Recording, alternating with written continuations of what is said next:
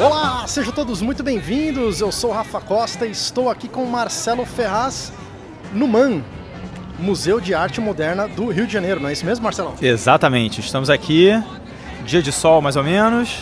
Galera, meio nubladinho, né? Tá meio nublado, mas não acho que não vai chover, tá de boa. Muito bem, passada a previsão do tempo, estamos aqui no segundo encontro da EDT, que é a Associação de Profissionais de Edição Audiovisual do Rio de Janeiro, mas que engloba aí editores do Brasil inteiro, assim como eu, sou de São Paulo, não sou associado, mas estou participando aqui, e nós temos uma ilustre presença aqui, rapaz. Quem que tá com a gente aqui?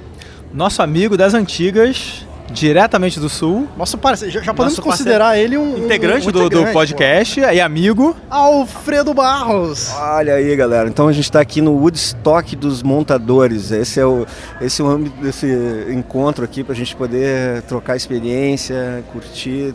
Muito bacana. Aliás, essa foi uma definição maravilhosa que eu ouvi aqui. Cara, seguinte, você vai palestrar. Sim. Certo? Estamos ansiosos pela sua palestra. Dá pra dar uma palhinha do que vai acontecer? Cara, tu sabe que eu ainda não sei direito o que eu vou falar, eu não preparei um roteiro, né? Porque eu monto assim, as coisas, eu vou pegando material bruto e vai... Então eu dou uma sacudida na cabeça antes de começar a palestra e vou catando as coisas e vai saindo, é no fluxo. O rapaz é importante, né? Você já nem pensa, rapaz, já sai falando e vai, né? Eu anotei uma meia dúzia de itens, assim, que eu penso, pô, isso aqui pode ser interessante, isso aqui pode ser interessante. É meio eu vou fazer algumas brincadeiras ali, meio como uma análise, né, psicanalítica, assim, um pouco, do que é... O que eu passo como montador, assim, quando eu estou começando um projeto e tal. E depois vou falar um pouco sobre essa relação do diretor com o montador no processo de criação do documentário, né? Legal. E a narrativa, assim, o que envolve a narrativa do documentário.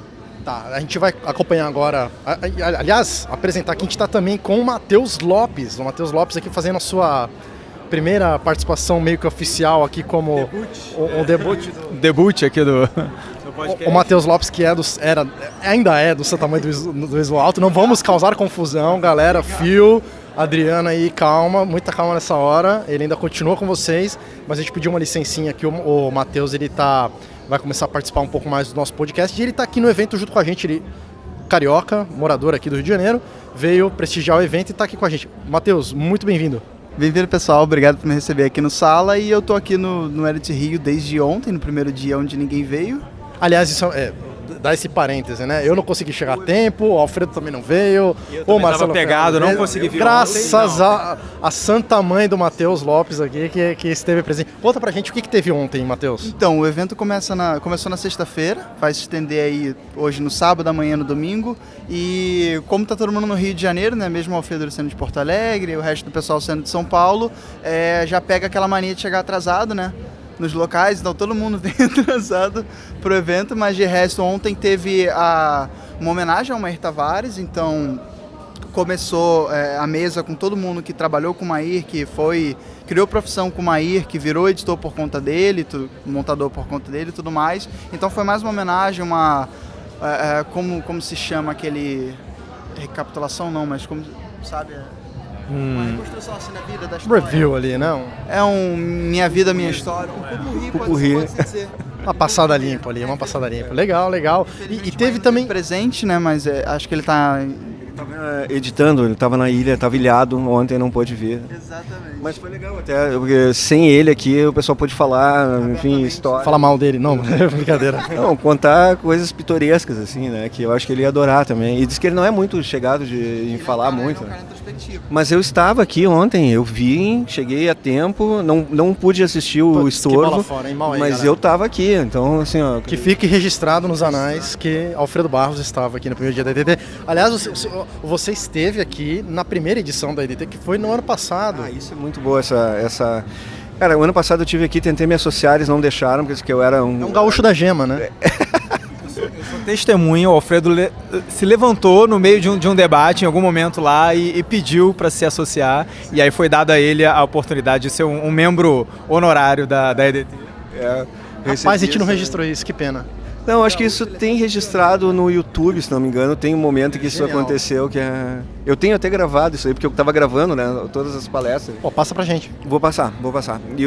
E aí, então, esse ano eu vim, bom, no ano passado eles aceitaram, né, no fim acabaram aceitando a minha associação, e esse ano eles me convidaram para fazer... os caras perceberam quem era você, foram ver quem era o Alfredo Barros, falou, pelo amor de Deus, chama esse cara para palestrar, né, velho? Pois é. É o mínimo que a gente pode fazer. Sim.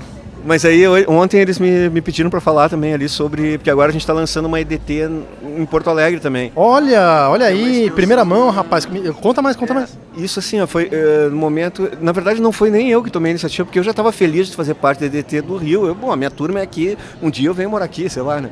Mas aí uns amigos meus lá que ficaram sabendo e tal, se interessaram muito por essa iniciativa, assim, né, de ter uma associação.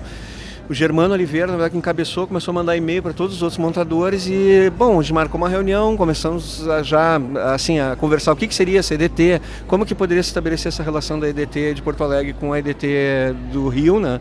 E aí, conversando com o pessoal daqui, eles também já tinham uma ideia, né, de ter como que isso poderia se expandir. Então eles pensaram na coisa, EDT nacional, aí vai ter EDTs regionais, assim. E a gente está num processo inicial, escrevemos um manifesto já, fizemos todos os itens, né, o que seria, o que a gente acha importante, porque a ideia de ter uma associação dessa é uma maneira da gente se comunicar com o mercado, comunicar necessidades, coisas que a gente poderia melhorar na maneira como a gente recebe o material, coisas que a gente pode auxiliar, a nossa participação pode se ampliar nos processos, né, e também a questão de valores, de uma indicativo, né, de um piso assim. Essa parte é importante. Essa parte que é natural, na verdade, a partir do momento que tu começa a ter essa consciência de categoria, de profissional, isso naturalmente acaba acontecendo, assim, né? Agora, vai lá. Não, desculpa, fala. Não, isso acaba acontecendo, essa valorização profissional, essa valorização da categoria profissional, montador. Se não tem essa união, fica cada um por si negociando e a gente não consegue ganhar como grupo, né? E essa é a ideia. Cara, só tô imaginando o estrago que vai ser isso. A AMC em São Paulo, a EDT aqui no Rio, a EDT lá em Porto Alegre. Que demais, que notícia, hein? Que notícia. Muito legal. Eu acho que é um momento importante, né? Tá a categoria no Brasil todo se fortalecendo, né? Que a gente tá aí num momento esquisito aí da nossa história, então... Pra falar no mínimo esquisito, né? No mínimo esquisito. Então é bacana, né? Ter esse fortalecimento aí. Eu não vou deixar o Alfredo falar agora, que senão ele vai se arrepender depois do que ele pode falar aí. Mas galera, é o seguinte, a gente vai entrar daqui a pouco, a gente vai começar as palestras. Marcelo Ferraz, você tem aí a nossa famosa colinha. Quem que vai falar nessa mesa? Dá uma apresentada aí só pra gente depois poder... A gente vai inclusive dar uma corrida aqui. Quem eu sei que vai participar aqui, já de primeira mão, é a Fernanda Krumel, que é uma montadora da AMC. Inclusive eu já falei com ela lá no grupo da AMC. A gente já tá com uma entrevista meio pré-agendada. Então essa entrevista aí vai acontecer muito provavelmente, muito legal, estou ansioso para ouvir a palestra dela. Mas tem outras pessoas nessa mesa também, além do Alfredo, obviamente, que a gente já falou aqui, que montou o Yonlu, enfim, grande montador aí, lá, acabou de falar aqui, da EDT, agora a EDT de Porto Alegre. RS, né? Não só de Porto Alegre. A gente tem também, além do Alfredo, obviamente, a gente tem o Rogério Frota, que é da EDT também, ele é montador, atualmente ele edita o Big Brother, da Globo, e a gente vai ter o Lucas Paraíso, que é roteirista, e o Vinícius Nascimento, também editor da EDT, e a mesa vai ser mediada pela Fernanda Bastos, que também é integrante da associação. Que mesa, hein, senhores? Como? Que mesa? Que mesa. Não, aqui é aquele negócio, assim, é Jimi Hendrix, Janis Joplin, só os feras do Woodstock aí. Sensacional. Bom, galera, vamos entrando lá então, para garantir nosso lugar.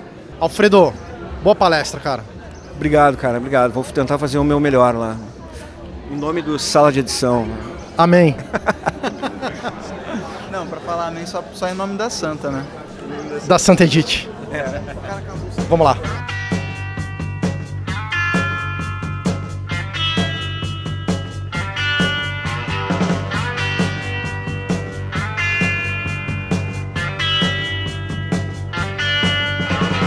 Pessoal, estamos aqui com a Fernanda Krumel. Fernanda, muito prazer estar te conhecendo. A Fernanda da AMC é montadora de cinema, de conteúdo de televisão também, já trabalhou. Passar um resuminho do currículo dela aqui. Ela é formada em Comunicação Social pela Universidade Federal do Rio Grande do Sul.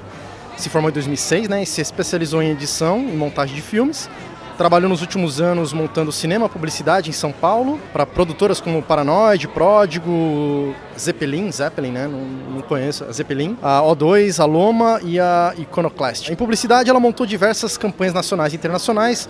Em conteúdo, co-dirigiu, roteirizou e montou o documentário de longa-metragem Da Lua Downhill, que foi um dos 10 filmes brasileiros finalistas do Prêmio Netflix em 2013. E mais recentemente, em cinema, editou longa e ficção Amores Urbanos, dirigido por Vera Egito, lançado em 2016 no Festival Internacional de Miami. Também editou, montou o documentário On Yoga, Arquitetura da Paz, dirigido por Heitor Dália, disponível inclusive no Netflix. Quem quiser acompanhar aí, dar um play, ele está lá disponível no catálogo. E o longa de ficção Ana, em parceria com o Gus Gianni, o Gustavo Gianni, que também é da AMC, né?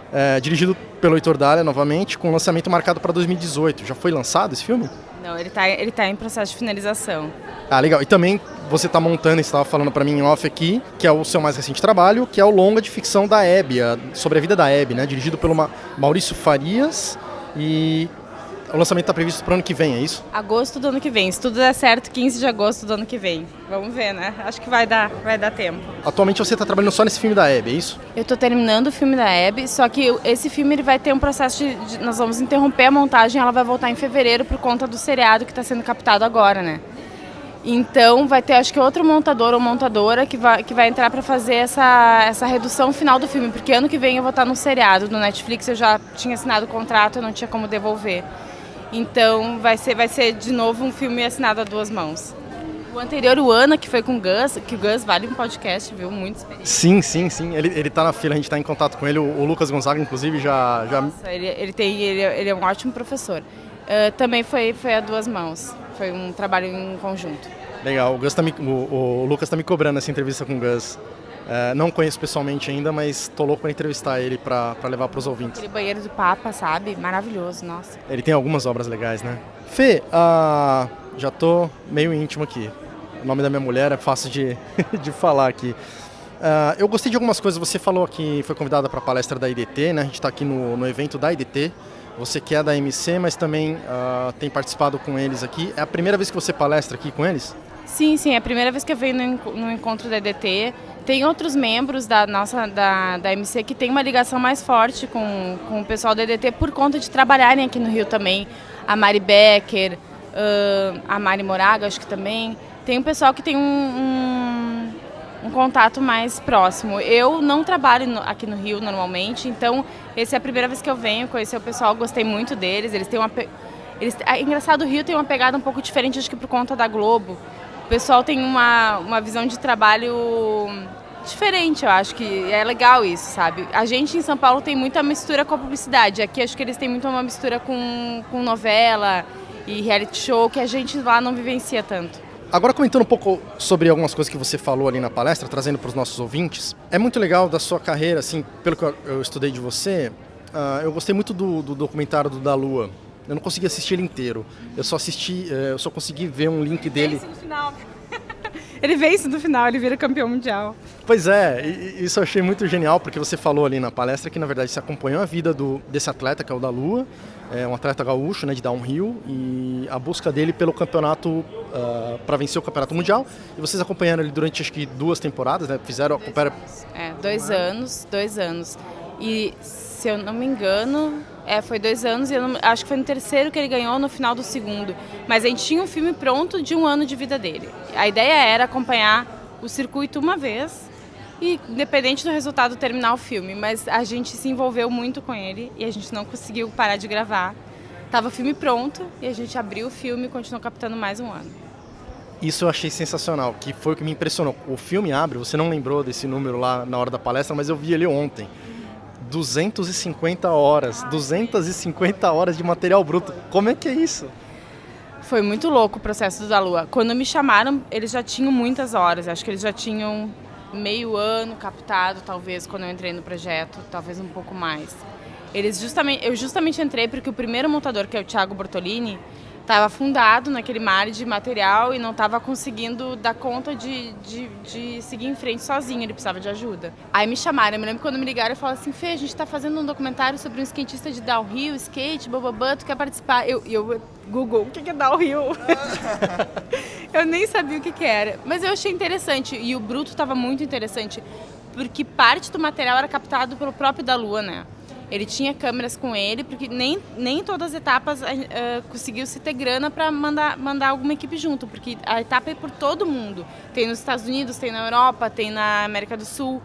Então, em alguns lugares, ele ia sozinho se captar, era um material diferente, eu achei aquilo interessante. E daí entrei no projeto. Na época, a gente estava tentando primeiro cadastrar esse material para depois começar a fazer um corte. Isso era o que o Thiago estava fazendo quando eu entrei. E quando eu entrei, eu pensei, meu Deus, a gente vai ficar um ano só cadastrando esse material, não dá, a gente tem que começar a cortar. E daí a gente fez uma reunião e mudou o foco. A gente pegou e dividiu em meses. Eu peguei alguns meses, o Thiago outro, e a gente começou a montar pequenos filmes desses meses.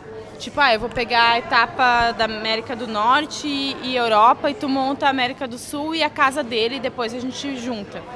E daí a gente parou de cadastrar, que era o que estava fazendo e que ia levar muito tempo, e começou a montar. Aí cada um montou seu pedaço, a gente juntou, fez um roteiro em cima disso, terminou o primeiro filme, tava lindo, todo mundo achou emocionante, abriu câmera de novo, começou tudo de novo. Aí foi o trabalho de destruir completamente esse primeiro filme, porque eu não ia ter mais 2 horas para contar um ano, eu ia ter 45 minutos para esse primeiro ano, então a gente foi lá e destruiu, tirou coisas que a gente adorava fora e focou. A gente foi achando foco, né? Primeiro a gente queria falar muito dele pessoal e da competição. Só que daí foi crescendo muito o lado da comunidade, porque a comunidade do Rio é um pouco diferente dos outros esportes, é um esporte sem grana. Não é como o skateball ou outros que os esportistas têm dinheiro. Então quando se viaja pelo mundo, tu fica na casa do teu oponente. Porque tu não vai gastar grana em hotel, entendeu? E daí no outro dia tu vai competir com o cara. E daí a gente transformou como num terceiro personagem a comunidade. Os outros skatistas ganharam uma certa força, principalmente a amizade dele com um canadense, que é muito louco, porque ele ficou muito amigo desse canadense, e o canadense aprendeu a falar português para falar com ele, porque o da Lua não aprendia a falar inglês para falar com ele. Ah, que legal. É muito louco essa amizade entre os dois. E no final do primeiro filme, que era o final do primeiro filme, ele perde para esse canadense o título mundial. Spoiler. É bem triste. E Fê, o que eu achei muito legal desse filme, e você falou aqui na palestra, achei bem legal, eu queria que você trouxesse para os ouvintes. Nesse filme você teve uma relação, você começou como montadora e você foi chamada, acabou sendo mais reconhecida do que chamada, como diretora do filme também, né? Por que isso? Eu e o Thiago, a gente estava trabalhando já há alguns meses no filme, e o Pesavento, que foi quem encontrou esse cara, quem se apaixonou pela história dele, o Pesavento, que é um diretor de publicidade e cinema, é skatista, e ele descobriu que tinha esse gaúcho que descia umas ladeiras lá sozinho, no meio do nada, ele achou aquilo incrível, foi atrás do cara, começou a captar. Ele não tinha tempo para sentar com a gente, mas ele conseguia sentar e ver o que a gente estava fazendo e nos ajudar a ver o roteiro, mas ele não conseguia participar como ele gostaria, porque ele também era dono de uma produtora, diretor de publicidade, também tinha outros projetos em paralelo. E ele fez um negócio que eu achei muito legal, ele nos chamou para uma reunião e disse, olha, eu acho que vocês estão fazendo um papel que eu gostaria de estar mais junto, que eu não consigo, então eu gostaria que vocês realmente viessem dirigir o filme comigo, dirigissem entrevistas, fossem captar comigo e virassem co-diretores do filme. E a gente, obviamente, topou, né? E como que é isso pra você? Você gostou disso? Porque eu acho que a gente como montador, particularmente eu que transito muito entre televisão, conteúdo e documentário, tive alguma experiência, 2 só, mas assim, às vezes você tem a chance de mostrar o seu potencial até de direção, de julgamento das cenas, do caminho que está levando a montagem, e você tem espaço para falar sobre isso, e tem outros lugares que você é considerado um apertador de botão e nem querem que você abra a boca, né? A gente lida muito com isso, mas ao mesmo tempo a gente não deixa de fazer o nosso serviço. Não tem como você ser só uma apertadora de botão, você sempre vai julgar, pensar e sugerir e tal. E como é que foi pra você quando você foi...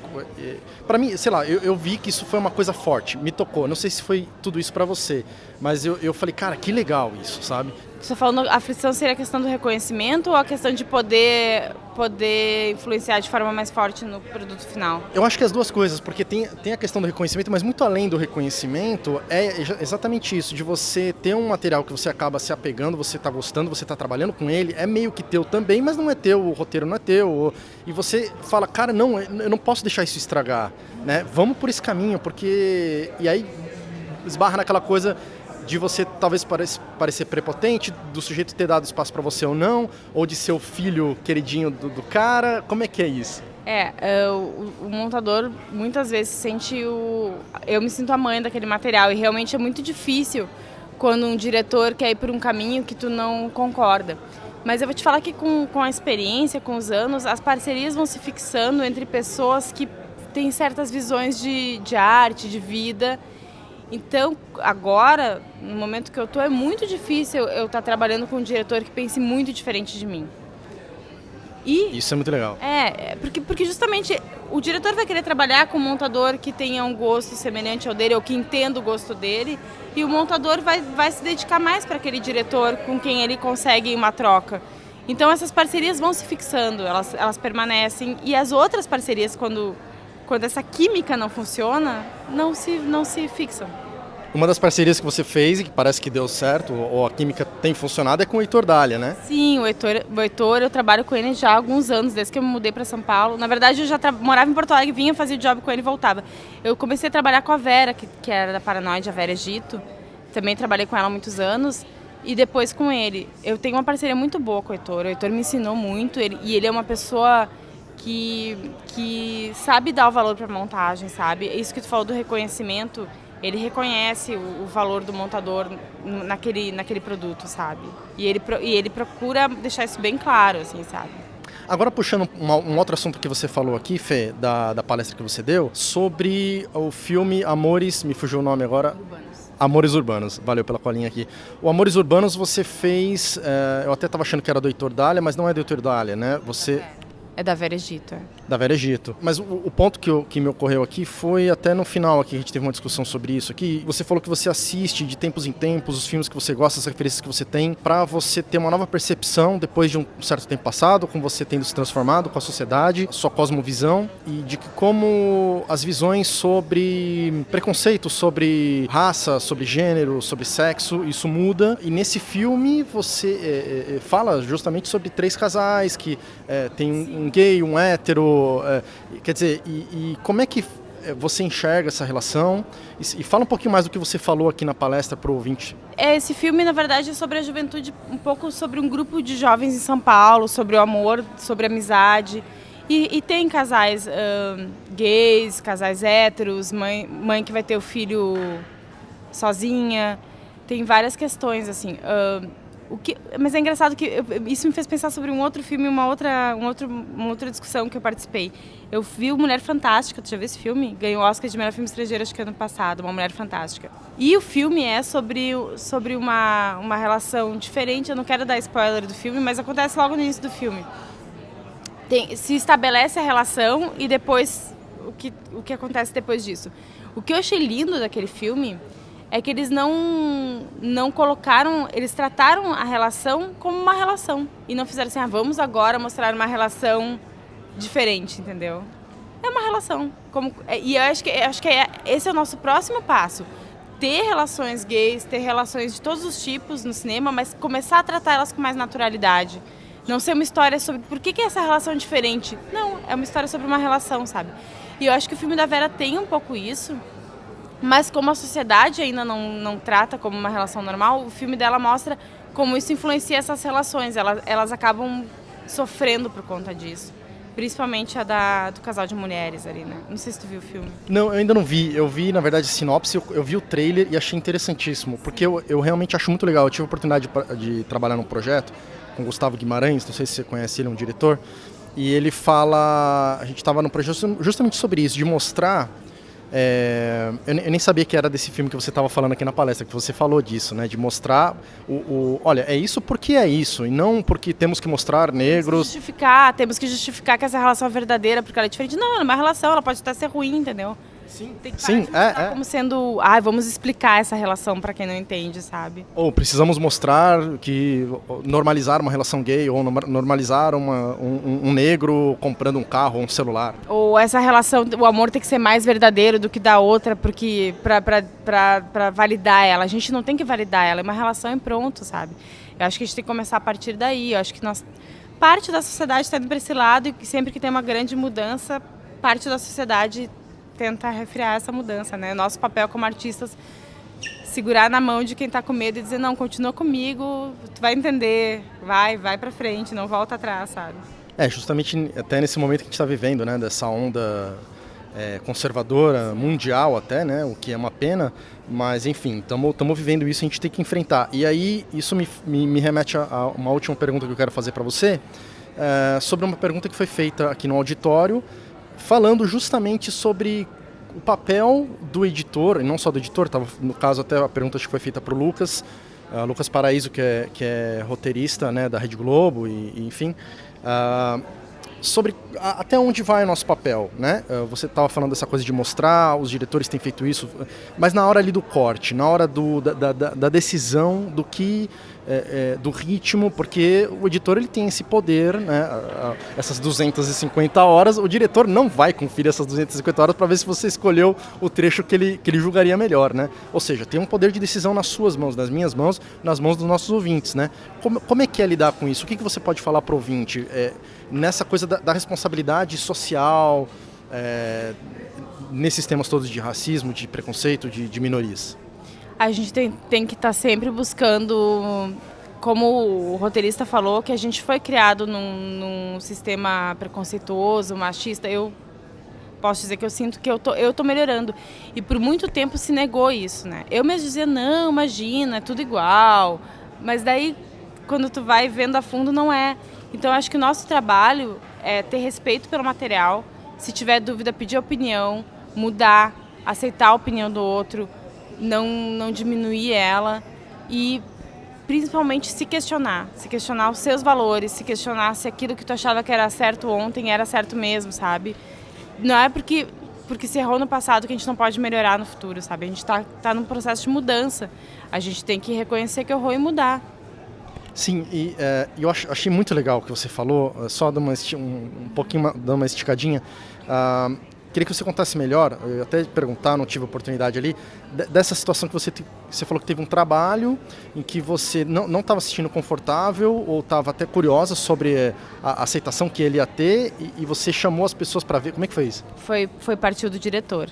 Foi um trabalho que o diretor tinha dúvidas, queria ter certeza que estava... Ele queria ouvir a voz de outras pessoas. O que era? Dá pra você falar o que era o filme? Não, porque não foi lançado ainda. Ah, ok. Mas explica um pouco melhor, assim, era alguma coisa polêmica, de raça, Na verdade, é um filme polêmico, é o Ana, né? O Ana é um filme bastante polêmico porque ele trata de assuntos de assédio, de certa maneira. E trata também ele trata muito desse papel do homem branco acima de todos. E então, durante o processo do filme, o diretor quis ouvir outras vozes. E ele chamou pessoas de diferentes grupos, a gente fez várias sessões e depois, no final, ele queria sentar e ele queria absorver o que essas pessoas achavam. Claro que nesse processo vem N opiniões que algumas não têm tanto a ver com esse teor de preconceito, mas eu achei legal, e mudou o corte. Em alguns momentos fez sentido, a gente pensou, faz sentido isso que as pessoas estão falando, como é que a gente não viu, como é que a gente não percebeu que isso era ofensivo, ou que isso poderia passar uma mensagem que não é que a gente quer passar. A gente queria questionar algumas coisas polêmicas no filme, mas a gente queria questionar de forma correta, os pontos que a gente queria questionar, a gente não queria errar no nosso foco. E a gente fez essas sessões para ajustar o foco dessas questões. Se é para polemizar, vamos polemizar com cuidado, vamos polemizar com responsabilidade, eu acho, né? Eu achei, não foi minha ideia, eu participei desse processo e eu achei incrível, é uma coisa que alguns anos atrás não aconteceria, sabe? Muito legal, eu achei incrível, eu até achei que era a tua iniciativa, mas enfim, mesmo, né, acho que é sempre um aprendizado, acho que você levou isso, eu levo isso como um aprendizado para mim agora, para as minhas próximas montagens. Sim, nos meus processos de montagem de longa, é muito difícil os diretores e as diretoras me liberarem para mostrar para quem eu quiser o filme. Tirando da Lua, que eu fui co-diretora, que eu fiz sessões e mostrei para pessoas que eu queria opinião, os outros, aquele bebê do diretor ainda é muito delicado para tu dizer assim, me libera aí um corte que eu vou mostrar para quem quiser. Então, normalmente, essas sessões passam pelo diretor sempre, né? E partem dele. O que eu achei legal foi o fato de ter se considerado, de ter se levado em consideração o que é uma coisa que deveria ser básica, né? Nós vamos falar sobre assédio, vamos falar com quem está sendo assediado. Nós vamos falar sobre racismo, nós vamos falar com quem está sofrendo racismo, né? Para não cair naquele erro de que a gente falou lá dentro, vocês falaram, sobre ponto de vista, né? O lugar de fala, né? O lugar de fala, que é o que o roteirista falou, é uma questão.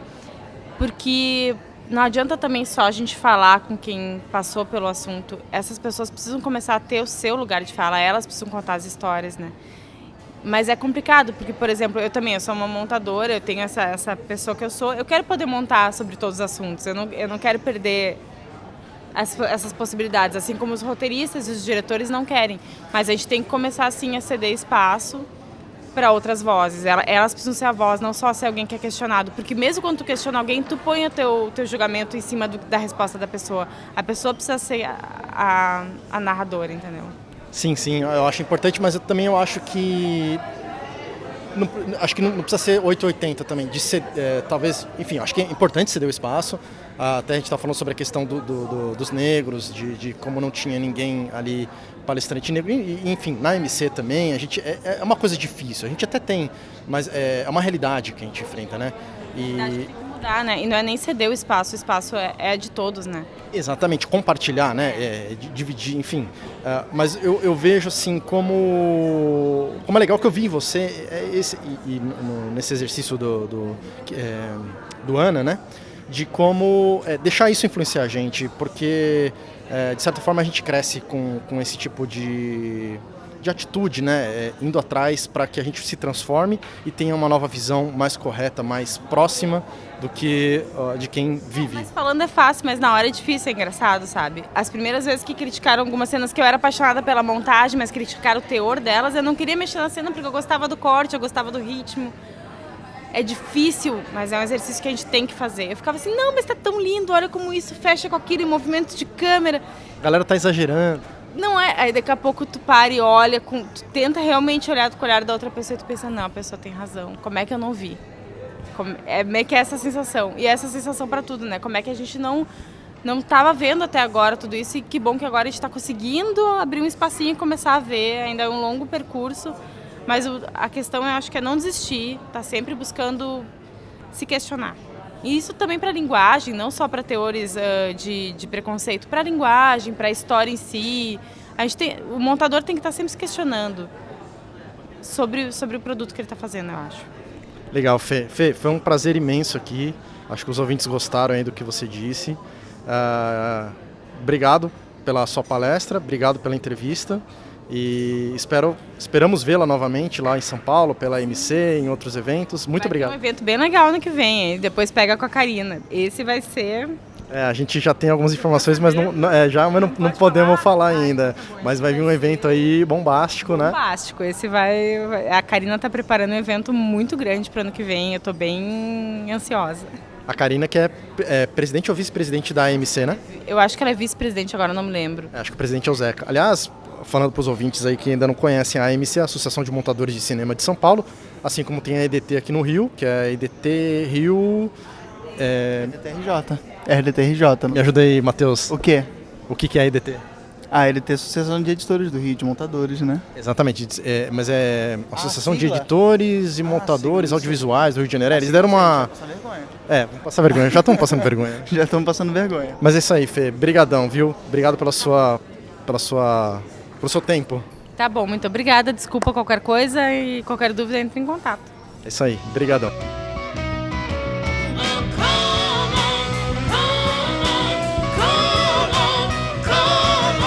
Estou aqui com o editor Rogério Frota.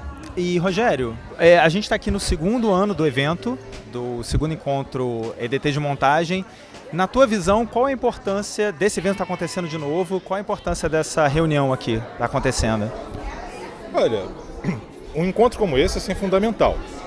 Porque o editor, antes de tudo, assim, antes de mais nada, ele é um bicho solitário.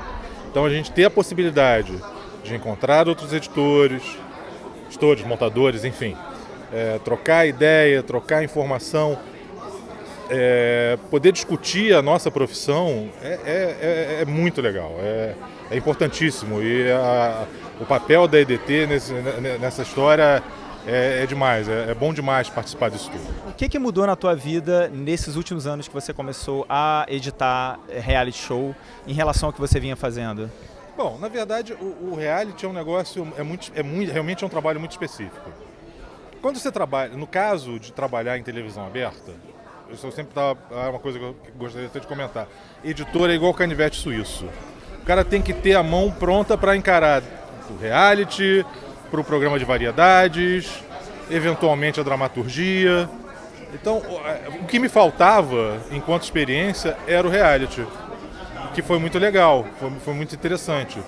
É sofrido, no início, então, é muito sofrido. Então, você entender o timing do que estão esperando, porque, apesar de ser factual, você ter uma capacidade de síntese muito grande, de você sintetizar 2 horas, 3 horas de material em 20, 30 minutos, e daí ainda um editor finalizador reduzir aqueles 20, 30 minutos para um segmento de 3 minutos. Então foi uma experiência muito gratificante. Sofrida, mas gratificante. Legal. E na tua opinião, esse momento de transição que a gente está vivendo agora, as televisões indo para on demand, o Netflix aí que entrou com força total, o pessoal de videomaking que às vezes faz tudo, produz, edita e dirige, como é que você vê o papel de editor hoje em dia? Você que tem uma experiência imensa, como é que você enxerga o novo papel do editor, se é que ele existe hoje em dia? Edição continua sendo edição, ela não mudou. Os veículos estão mudando, as possibilidades de exibição estão crescendo, existem novos players aí pintando, Netflix, aí daqui a pouco a Amazon começa a fazer alguma coisa aqui, e outros tantos, a própria TV Globo, a Globo tá vindo, tem o Globoplay. Então, o que acontece é que as possibilidades acho que estão se abrindo. Isso é muito bom pra gente, por um lado. Por outro lado, é conseguir, apesar dessa quantidade de possibilidades que estão se abrindo, a gente não perder a nossa qualidade de fazer a coisa da forma correta e não entregar qualquer tipo de material. Porque a demanda pode ser grande, mas se nós não entregarmos com qualidade, isso pode se tornar um problema para nós profissionais, né? Então isso é uma coisa a se pensar. Legal. E só uma última perguntinha. Para quem está começando, o editor que está aí, o pessoal saindo de faculdade ou considerando entrar nessa profissão, você tem alguma sugestão, alguma dica? Hoje em dia, o que você... por onde você começaria? Alguma ideia? Olha, vamos lá. A facilidade... Hoje você tem a emissora na tua mão, digamos assim. Né? Você tem os diferentes canais dentro da internet para mostrar trabalho. Aí você tem YouTube, você tem Vimeo e tem vários outros. Eu acho que, como o pessoal falava na década do cinema novo, né, na época do cinema novo, uma câmera na mão, uma ideia na cabeça, faz, bota para rodar, mostra o que você tem, o que você quer apresentar. E aí, na medida que você começa a fazer, você vai conversar com pessoas, você vai conhecer pessoas, e pessoas vão te levar a outras pessoas, e eventualmente você vai começar a entrar de verdade no mercado. Porque tá bem pulverizado, não existem mais assim núcleos assim muito distantes das pessoas. As coisas estão muito próximas. Então, eu acho que você tem que botar a tua cara, tem que mostrar o teu trabalho. E aí você já tem possibilidade de fazer isso. Então você acha que está mais fácil ou mais difícil? Eu acho que está mais fácil. Está mais fácil. fácil. Vou dar um exemplo simples. Quando é que você imaginava que um canal do YouTube com o pessoal que está... qual é o nome? Papo... Como é que é papo de cabeça? Papo do TNT não? Não, que está agora na Globo, de tarde, domingo de tarde. De comédia? De humor? Não? De humor. O Choque de Cultura. Choque de Cultura. Uhum. Pensa bem, quando é que você imaginaria que um programa como Choque de Cultura estaria em horário domingo na TV Globo, passando em rede nacional? Verdade. Aquele formato, 5 minutinhos, uns malucos fazendo comédia, falando sobre cinema, no caso agora falando sobre cinema exatamente. Cara, é muito bom isso. E eles começaram aonde? No YouTube. Verdade. Sabe? E apostaram isso. E estão lá. A Porta dos Fundos é um exemplo clássico de como a coisa pode ser. Agora, passou por muito trabalho e buscar sempre qualidade. Não dá para fazer um negócio mais ou menos. Você tem que buscar qualidade, você tem que saber o que você está fazendo, estudar bastante para poder fazer um trabalho de muita qualidade. Legal, muito legal. Valeu, muito obrigado. Prazerzão. Obrigado.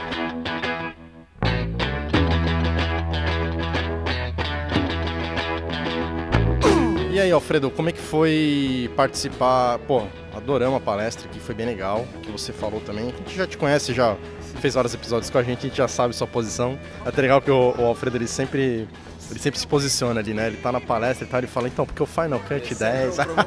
Ele é sempre o provocador. Desde o ano passado ele faz isso. Desde os nossos primeiros episódios, isso é demais, cara. Mas conta aí pro ouvinte que não teve a oportunidade de ver ainda a sua palestra aqui no YouTube, como é que foi? Certo. Bom, eu tentei falar um pouco assim da minha experiência com um documentário na TV, né? Então falei um pouco sobre a questão do roteiro, como é que funciona para o montador, né? Como é que é essa relação com o diretor e o roteirista, a importância da gente ter assim uma estrutura narrativa quando vai começar um projeto, para a gente poder oferecer as possibilidades assim, que é onde eu mais me encaixo, que eu sinto assim que eu mais me encaixo nesse processo. Cada montador tem um perfil assim, mas eu sinto que eu contribuo mais na questão de dar forma para o tempo, né? Então eu preciso muito de um roteirista que pense a estrutura do documentário assim, comigo, né? E aí eu falei um pouco do meu processo, assim, como eu trabalho com o Final Cut X, que eu trago, né, a minha preferência, assim, que eu falei que é um software que foi uma luva que veio para encaixar na minha mão, assim, né? E porque eu trabalho muito com tagueamento, então enquanto eu estou assistindo o material bruto, eu já vou tagueando e a partir dali eu vou mapeando o material assim em palavras-chave, né, em temáticas que eu chamo de centros gravitacionais, assim, de sentido, assim, né, de possibilidades de construção de ideias, assim, dentro daquele material bruto todo do documentário. E aí a partir disso, isso me ajuda a potencializar o processo de reassistir esse material, porque aí num primeiro momento eu vou assistir tudo e aí vou mapeando esse material e numa segunda vez que eu vou assistir o material bruto eu já posso assistir a partir dessas palavras-chave, e isso já vai me dando eu consigo ter muito mais atenção para isso, já consigo ver possibilidades de uso no filme, né? E aí eu mostrei depois um exemplo ali de um vídeo que eu montei, sei lá, faz alguns anos para uma série que tinha no Fantástico, um quadro, né, Fantástico, chamava 1, 2, 3, que aí o pessoal curtiu um monte, um vídeo super engraçado ali, que inclusive tem a presença de uma montadora da AMC, a Sabrina Wilkins. Você tem isso no YouTube? Tem como disponibilizar pra gente? Cara, tá no Vimeo, eu mandei pra ela, assim, mas enfim, eu posso... Manda o link que a gente disponibiliza aqui. Vou ter que perguntar... Bom, tu que é da AMC, Rafa, tu vai perguntar pra Sabrina se ela permite que a gente divulgue esse Legal, vídeo. legal. A Sabrina deve estar ouvindo, mas eu já vou dar um recado pra ela também e ver se a gente consegue, porque é muito legal. Um vídeo que são 3 personagens que vão contando uma história, só aconteceu aquela história com uma das personagens e a brincadeira é você tentar adivinhar com quem que aconteceu e no fim você revela e tal. Mas muito legal o tipo de corte que você fez, você foi intercalando as falas, foi muito legal. Agora, o que eu achei legal, mais legal ainda na sua entrevista que você estava da mesa, que você estava falando lá dessa coisa do roteirista, né? E tinha lá na mesa também o Lucas Paraíso, que ele é roteirista da Globo, né? E isso foi muito legal que vocês ficaram nessa conversa lá e rendeu bastante, né? Sim, não, ele é um roteirista do Sob Pressão lá, imagina, é um cara super tarimbado, assim. E eu achei ótimo, assim, as coisas, aprendi horrores nessa mesa, assim, tanto com o Lucas como com o Rogério Frota, né? Que é do montador do Big Brother. Pra mim foi a coisa, assim, talvez que mais me impressionou, porque eu sou fã do Big Brother, adoro a edição de reality show, assim, então, um bate-bola com esses dois ali, mais a Fernanda também, tudo, foi uma mesa, assim, que foi muito bacana mesmo, né? Como sempre aqui, os encontros de DT, para mim, é um espaço, assim, de muito aprendizado, de muita oportunidade de pensar montagens. Então tá bom, Alfredo, valeu aí pela tua palhinha, eu não vou nem esticar muito com você, porque a galera já te conhece bastante, a gente tem uns episódios aí, quem ainda não viu, tem o episódio do Yonlu, que é o filme que o Alfredo montou, a gente destrinchou bastante a carreira dele, como é que foi a montagem desse filme, a experiência toda que ele passou, e ele também já participou de outros episódios. Vocês que ainda não viram, dá uma procurada aí que o Alfredo está presente, sempre presente, é um colaborador já aí fixo do quadro do Sala, é um irmão nosso, companheiro, né? Muito orgulho. A honra toda nossa, pô. Eu adoro sala de edição, assim, acho um prazer sempre participar, eu adoro falar sobre montagem e eu sou daqueles chatos que fica só falando do mesmo assunto, então quando eu encontro outros chatos para poder falar comigo, eu fico muito feliz, né? Mas o podcast é essa chatice boa, né, cara? É só falar de edição o tempo todo. Mas legal, depois a gente se fala melhor, a gente ainda vai marcar outros episódios pra frente. Vamos dar andamento aqui nas palestras da parte da tarde agora. Mais tarde a gente volta para falar para vocês como é que foi essa segunda rodada.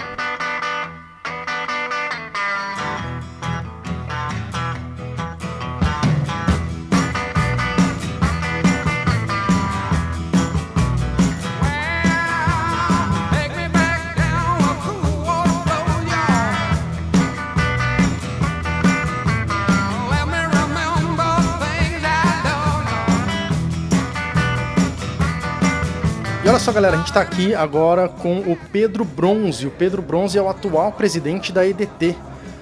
Ele acabou de fazer uma palestra aqui, ele participou de uma mesa, ele mediou uma mesa aqui, a mesa da tarde, sobre montagem e áudio, né? Essa relação do áudio com a montagem, da montagem com áudio sonoplasta. Tiveram alguns participantes muito interessantes aqui, a gente vai falar daqui a pouco sobre eles.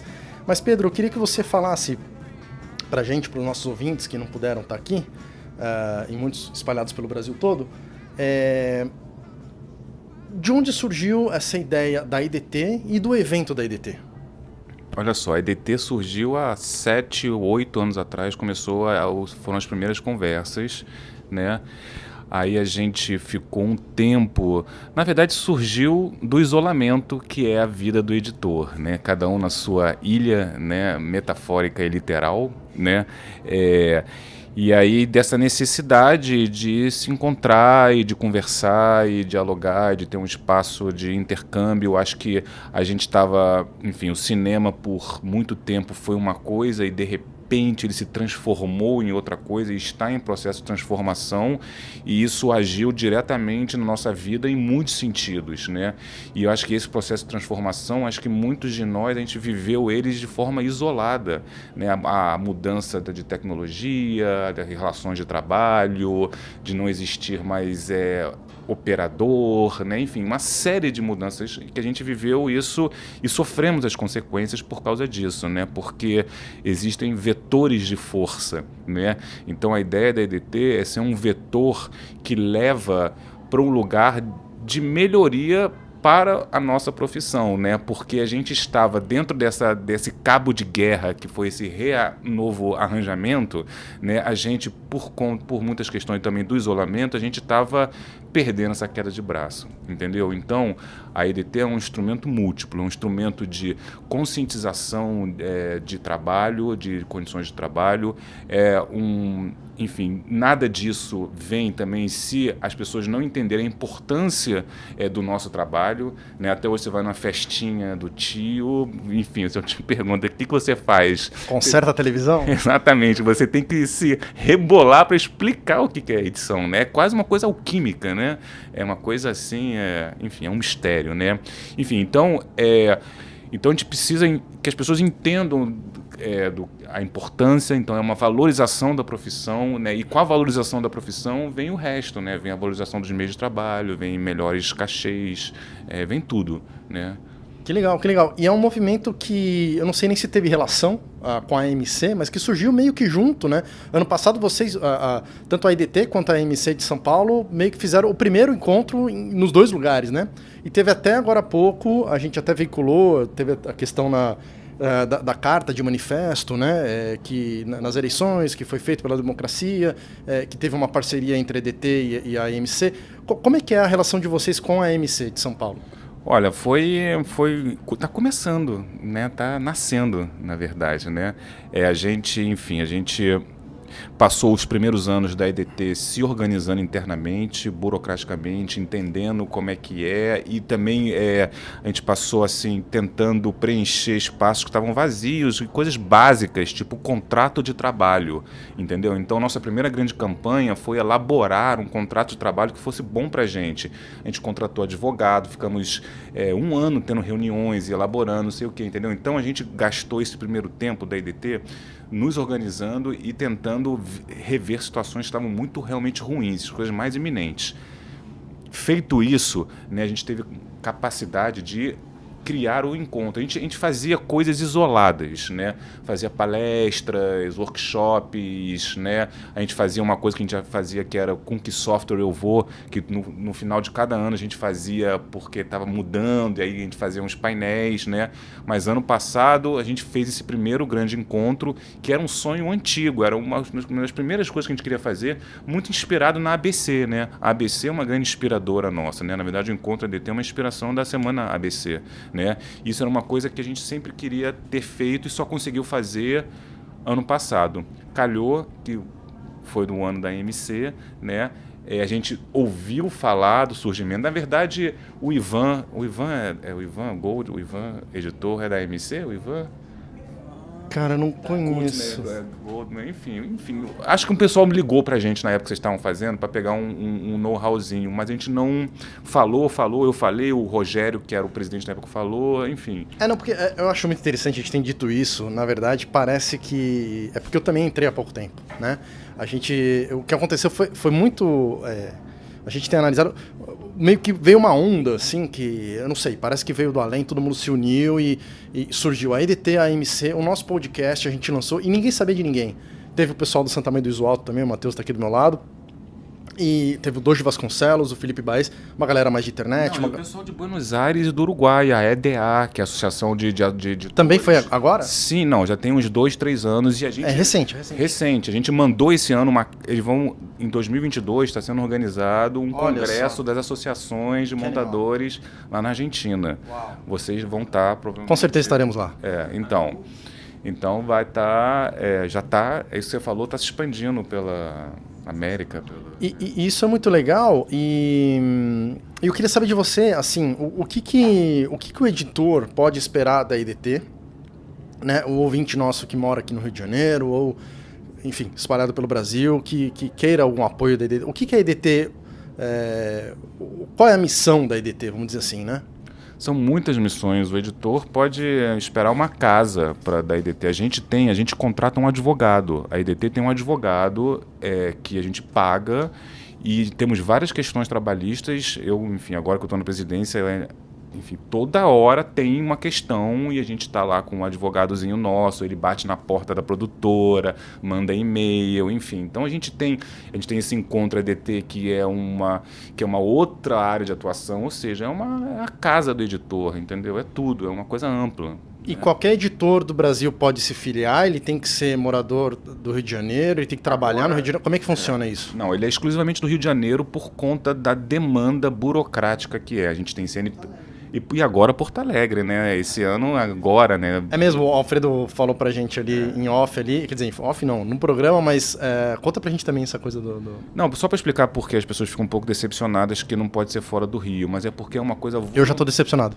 É uma coisa voluntariosa, a gente não tem... É muito trabalho, cara. A gente não tem estrutura. Quem tá na direção... É uma loucura. Não dá para abraçar o Brasil inteiro, né? Não, ainda. A gente tem demandas diárias. Eu tenho WhatsApp, e-mail, das mais diversas coisas. Existe um subterrâneo de trabalho da diretoria muito grande. E a gente não tem capacidade de absorver a galera, porque uma pessoa é uma demanda a mais, entendeu? Sim. Não, eu acho que um passo por vez também, né? Eu acho que o trabalho que vocês estão fazendo é um trabalho... Não dá nem para explicar em palavras o que vocês estão fazendo. Quem é editor sabe do que você já falou aqui pra gente, do que o Alfredo já falou e essas mesas que a gente teve aqui, que são necessidades que vêm de encontro direto a respostas que vêm de encontro direto às necessidades que eu, como editor, e acho que o ouvinte que está ouvindo também, tem sentido no dia a dia e tem sentido falta, coisas que você falou como regularizações, como dúvidas, como até bate-papos, cachês, etc e tal, né? Mas enfim, muito legal mesmo. Na verdade, estou até meio extasiado aqui. O Marcelo tem alguma pergunta para fazer? Não, o que a gente estimula, só para completar isso aqui, o que a gente estimula são as pessoas organizarem os seus núcleos nos estados, seja como a AMC, seja como a EDT. O que aconteceu com Porto Alegre foi o seguinte: eles procuraram a gente forneceu toda a nossa experiência. No caso o Alfredo, né? Isso, o Alfredo, não, nem foi o Alfredo, foi o Germano, outra galera. O Alfredo, o Alfredo veio também e se agregou. Engrossar o caldo ali. Engrossar o caldo. Mas a gente agora tem um pessoal da Bahia, tem um pessoal do Ceará, de Pernambuco, entendeu? Então a gente está ajudando as pessoas a se organizarem lá e montarem seus núcleos, entendeu? É isso. Legal, olha aí, pessoal que está ouvindo aí, se você mora aí numa cidade, num estado que a gente não falou aqui, se você tiver interesse, pode mandar uma mensagem para você? Total, manda mensagem pra gente e a gente dá abre uma filial aí, vamos dominar o Brasil aí. E a América Latina, né, pelo jeito. É isso aí. O importante é a gente estar unido, né? Acho que esse movimento, o resumo é isso, né? Que eu tô em êxtase mesmo, assim, a cada evento desse que eu tô indo, eu tô assim, até pelo podcast, outros podcasts surgindo, canais de YouTube, porque a gente tá se unindo. A gente foi tão isolado, como vocês falaram aqui, o pessoal da MC bate bastante nessa tecla, e como a gente se prejudica estando isolado, né? E como a gente junto, a gente pode abrir numa simples... não é um simples evento, não quero reduzir isso, mas enfim, sentando para conversar, a gente já uau, o cara pensa como eu, ele tá passando o mesmo problema que eu, né? A gente se identifica, eu acho muito legal. Parabéns por esse evento. Tô bem maravilhado, assim. Eu vim de São Paulo para cá, tô bem feliz. Estamos assim, orgulhosos de você estar aqui. A gente ouve direto, a gente reproduz, né, a EDT reproduz os podcasts de vocês aí. Pô, assim eu fico encabulado. Pô, que honra, hein, Marcelo? Não, muito, muito bom, valeu mesmo. Já teve, é verdade. Do Lucas Gonzaga, vocês colocaram, replicar. E vamos replicar mais, porque faz todo sentido a gente replicar. Qual é a periodicidade do... Ele é quinzenal. A gente está quinzenal, temos vontade de fazer semanal, a gente está correndo atrás dessa logística aí, mas a princípio ele é de 15 em 15 dias. A gente precisa replicar todos, a gente só precisa fechar esse canal de comunicação. E a gente precisa fazer mais episódios com vocês. Inclusive eu quero convidar você aqui de primeira mão, vamos fazer um episódio pensado com uma pauta, vamos fazer outras pautas sobre outras discussões, a gente entra em contato com vocês, com outros representantes da EDT também. A ideia é o que eu falo para o pessoal da MC, que também já está algumas coisas agendadas, a gente fez uma entrevista aqui com a Fernanda Krumel também, de o podcast estar a serviço de todos nós, assim como a EDT está a serviço, assim como a MC também, o Sala de Edição estende isso, né? Nossos objetivos são os mesmos que a EDT e que a MC. A gente quer crescer, melhorar a vida do editor, trazer informação, principalmente para quem está longe, que não está aqui no eixo Rio, São Paulo, Porto Alegre, né? E que a gente possa se desenvolver. E criar memória, né, também, né? Criar a memória, né? Registro na memória, que é, fundamental. Pedro, muito obrigado, cara. Mais uma vez. Valeu, obrigado vocês aí, cara. Obrigado mesmo.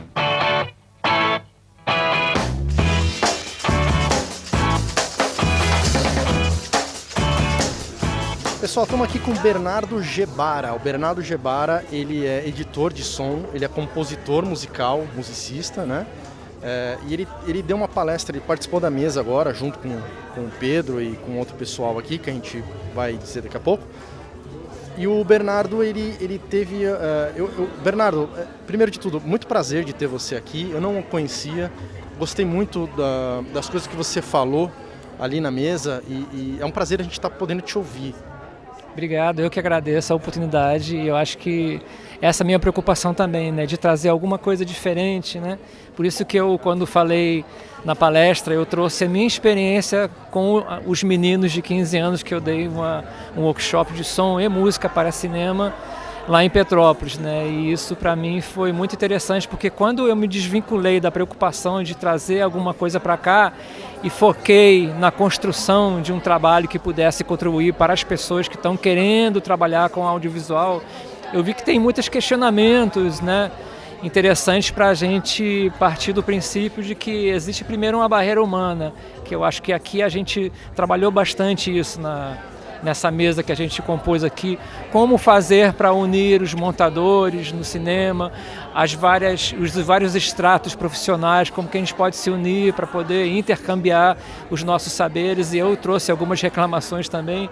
E conversando com a Valéria Ferro aqui nos bastidores, eu vi que a gente, na verdade, com essas tecnologias, esses isolamentos, eu sou um cara que trabalho em pós e sozinho, então eu fico no meu estúdio às vezes 17 horas, porque acaba o meu trabalho e vou assistir um filme no meu estúdio que fica na minha casa. Então eu trabalho, a pós-produção realmente é um trabalho mais isolado, né? Que é um trabalho de restauro, de limpeza, essa coisa toda, então precisa de muita meditação. Mas a gente está sendo, acho que, provocado em detrimento da tecnologia, buscar o contato humano, né? Então, quando um diretor está escolhendo a equipe, na verdade, ele está exercitando uma entrega, ele está exercitando uma competência própria que possa dar aos outros estratos profissionais um poder de construção como o diretor quer. Às vezes a competência do diretor é que transmite para os outros estratos o brilho do trabalho. Então, às vezes, são as próprias competências das pessoas que estão dirigindo o trabalho que vai atrair. Tanto é que a gente é provocado às vezes, a gente é negligenciado ou pouco valorizado, e você fica, não é que você vá trabalhar menos, mas não desperta um brilho dentro de você. Então, para mim, o contato humano é que traz esse brilho de você não sabe de onde, que é... E nós aqui do podcast, até te estendo aí o convite para você ouvir alguns episódios depois, a gente bate muito nessa tecla. Tem até um colaborador nosso, que é o Thiago Pinheiro, ele é um músico também, compositor, sonoplasta, ele ajuda muito a mim, aqui, na minha produtora, né, na Escotilha Filmes. E é um amigo meu de infância, e como eu cresci com ele, essa coisa do áudio, do editor do áudio, sempre foi uma coisa muito importante para mim, porque eu tinha essa relação humana com ele também. E ele sempre participou desde os meus experimentos, antes de ir para a faculdade e tal. E assim, foi muito legal ver, porque é bem o que você falou, né? Hoje em dia a gente tem uma desvalorização do áudio. É aquela coisa você até brincou ali na mesa, né? Dar um tapinha no som, né? E parece que me dá uma agonia, porque parece que é cada vez mais isso, né? Você tem, talvez, em grandes filmes, em grandes produções, essa coisa sim, vamos ter um sonoplasta, ou um Bernardo, ou sei lá quem, mas ali no dia a dia, às vezes no conteúdo, pega uma trilhinha aí, põe uma trilha branca aí qualquer, pega esse Thiago até brinca com a gente, que ele fala assim, eu falo em verso, eu chego pro cara e falo, então faz o seguinte, me vê um videozinho branco aí pra eu colocar na minha trilha. Então assim, como é que você vê isso hoje? Essa desvalorização, e como a gente pode valorizar isso? Enfim, quero saber a sua opinião sobre isso. Pois é, eu acho que tem uma questão que... Teve um filme, eu acho que era do Tarantino, acho que o primeiro filme dele custou $17 mil, não sei. El Mariachi, será que é isso?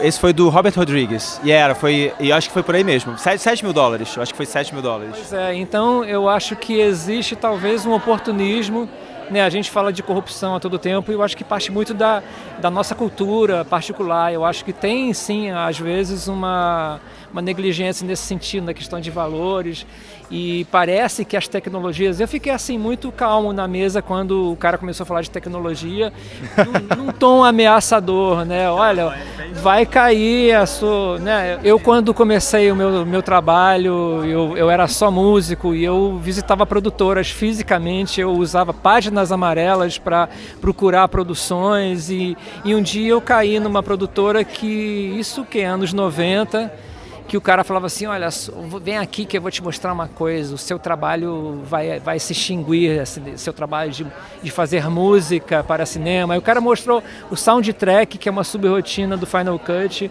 E aí, assim, eu era um jovem, né, buscando o meu lugar no mundo e me sentia ameaçado, fiquei triste, assim. Então eu não me ameaço mais com esse tipo de coisa, que eu sou macaco velho, eu acho que eu tenho um lugar no mundo.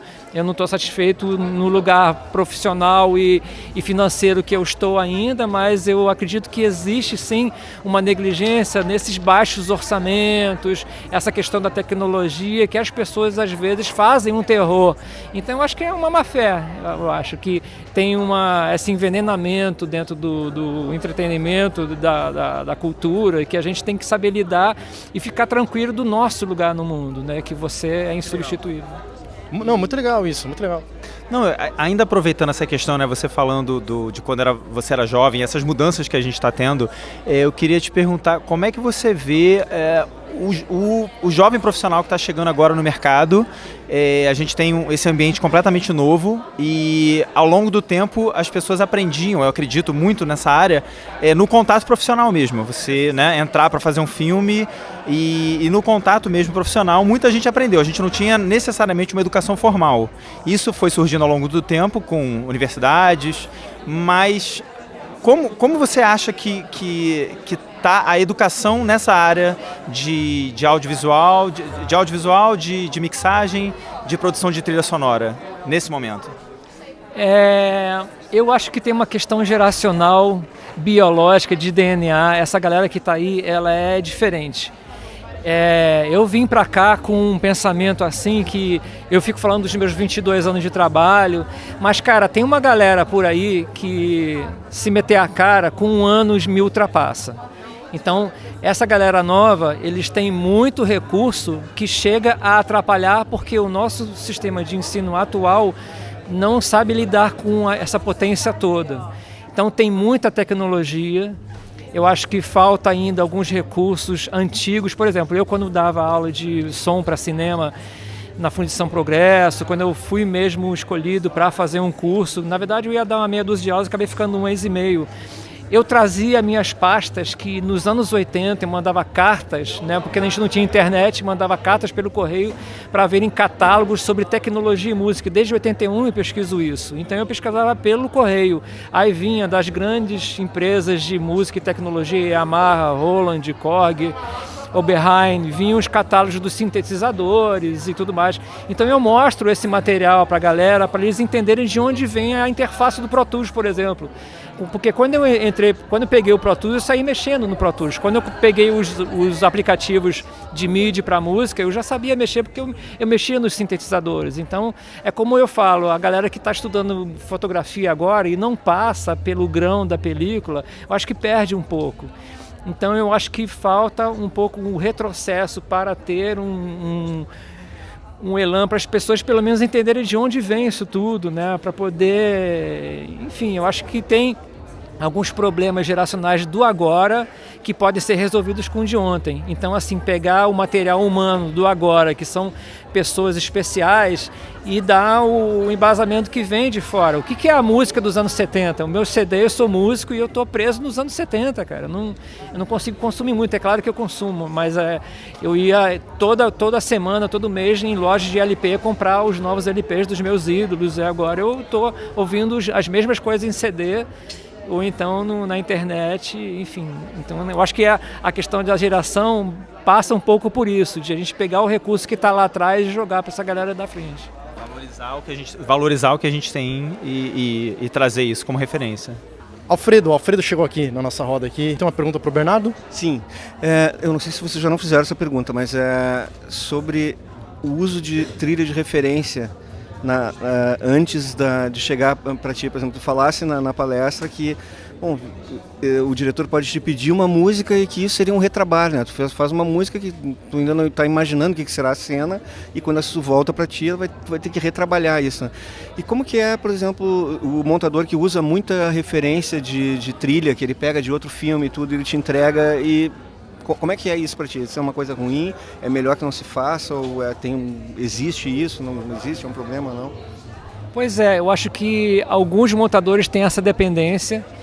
E, infelizmente, todas as experiências que eu tive com isso foi de apego do diretor e do montador.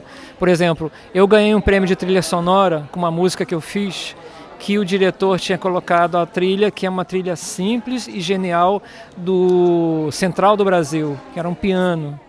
Cara, para eu botar uma trilha que o cara ficasse à vontade, acabou que me provocou. Eu fiz uma trilha também genial, mas eu botei uma orquestra ali, fiz uma coisa do meu jeito. E o cara ainda reclamou, não sei o que. Eles sabiam que eles estavam apegados. Então, assim, por que você está botando uma música de referência? Você precisa da montagem, você tem capacidade de desapegar, você tem capacidade de confiar que depois vai vir uma outra leitura, é um outro artista, né? Eu peguei institucionais muito baratos, inclusive mal pagos, que os diretores vinham com trilhas de Hollywood, e aí queriam uma coisa parecida. Olha, vocês estão me pagando R$1.000, isso aqui custou R$1 milhão. Então você quer que eu faça uma trilha igual a essa? Como que a gente vai fazer? O meu primeiro trabalho em produtoras, em 98, foi assim. Eu peguei um CD que eu fiz em 1 ano em estúdio. Meu primeiro trabalho foi todo acústico. Eu fiz trilhas sonoras para 11 cenas em multimídia, em animação de massinha. Peguei esse CD, que tinha 11 músicas, comecei a botar em produtoras e de repente veio uma resposta me pedindo. A galera estressadíssima e queria em um dia que eu fizesse um sambinha que nem aquele. Eu falei, olha, quem tocou aqui foi o Marcelo Bernardi, foi o João Calado. Né? Sambinha... dá um tapinha. Quem tocou aqui foi o João Calado, o pessoal todo do Boitatá era meu amigo, trabalharam de graça para mim, o Marcelo Bernardi, que é o flautista do Chico Buarque. E não vou ter um solo igual a esse, assim, amanhã. Mas os caras queriam, e eu tinha o quê? Sintetizador dos anos 90 ali, um módulo. Como é que você... Violão e cavaco não tem como você reproduzir no teclado. E eu fiz alguma coisa que até às 3 horas da tarde do dia seguinte eu falei, cara, que burrada que eu fiz, eu acho que eu não dou para isso, eu vou desistir, foi viagem da minha cabeça, mas ali veio uma inspiração e eu consegui botar no teclado um som que parecia uma baixaria de choro, naquele negócio que eu fiz que parecia um cavaco, mas não é, nunca é um cavaco que você toca como piano, e rolou, e deu tudo certo. Levei 1 ano para ser pago, o meu primeiro trabalho, mas são esses desafios, né? É por isso que eu vejo, eu fiquei muito feliz de ver essa palestra e quando eu fui te ouvindo, eu fui me identificando.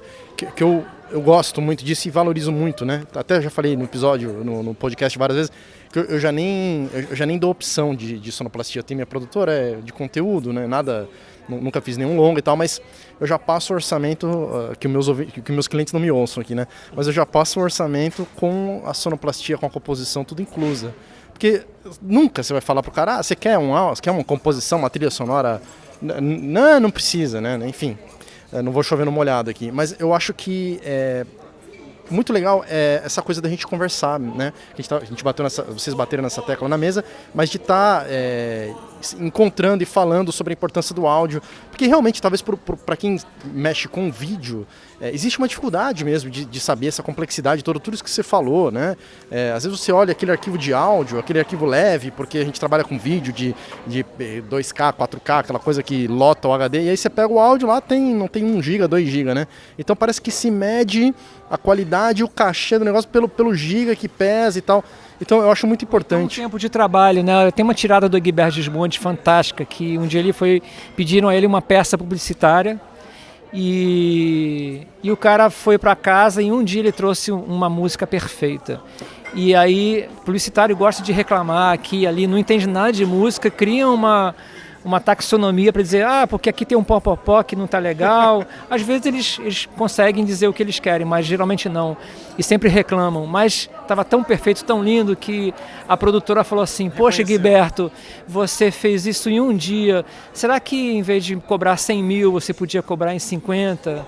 Porque foi tão rapidinho que você fez. Aí ele chegou para ela e falou assim, pois é, querida, eu não fiz isso em um dia, eu levei 50 anos para fazer isso. Então, assim, na cara, né? Aí deu o tal do tapinha, né? Pois é, eu acho. Tapinha na cara. Principalmente os meus amigos me pedem para dar um tapa no som e eu fico muito triste porque o valor, você não entrega o valor em dinheiro para quem faz, mas o valor você investe no seu conceito, na sua obra. Se você tem um espaço para 100 mil reais para sua música, na sua obra, parabéns. Talvez eu não saiba fazer, porque talvez o meu cacife ainda não está para ganhar 100 mil reais numa música. Mas que bom que você investiu no seu trabalho isso. Então invista e eu vou dizer sim ou não para você. Então acho que tem que ser um pouco por aí também. Agora, eu não quero estender muito com você, tomar seu tempo, mas eu fiquei curioso de uma situação que eu lembrei agora que eu ia tentar perguntar, não consegui. Você costuma trabalhar ou já trabalhou de modo gradativo? Então, por exemplo, em vez de você... Porque tem essa questão, manda o áudio antes ou manda que é a eterna briga, né? Em conteúdo, em televisão, que é aquela coisa rápida, você precisa assim, não, me dá o áudio já que vai ser, porque eu clipo o negócio em cima e tal, define qual é a música, compra a música, ou não, é isso, você, não, me dá a cena que eu vou compor em cima e tal. Então fica aquela coisa de definir, às vezes para algumas situações é melhor um lado, para outras é melhor outro lado.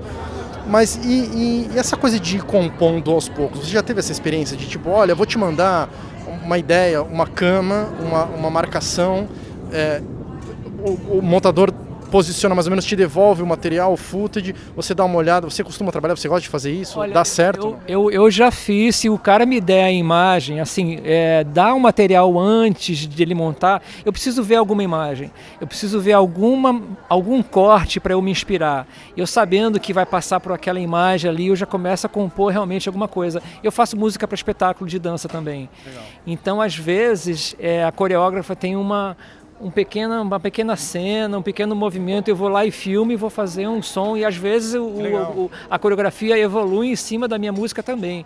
Mas quando é nesse processo é válido sim, entendeu? O negócio não é compondo no branco, no nada, no vazio, que eu acho que aí não acho que eu vou acabar tendo mais trabalho depois, porque quando vier pronto eu vou ter outra visão e outra inspiração. Porque o que eu vejo assim é que parece que tem uma briga e às vezes é falta de diálogo, falta de sentar os dois e falar, Bernardo, chega na minha ilha aqui, ou deixa eu ir aí deixa eu te apresentar aqui o material.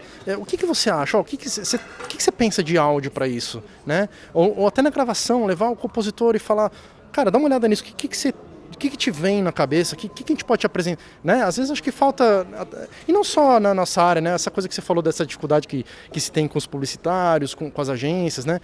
Eu acho que falta esse diálogo, né? Entre todos se encontrar e às vezes sentar e, cara, tá aqui, não precisamos brigar, né?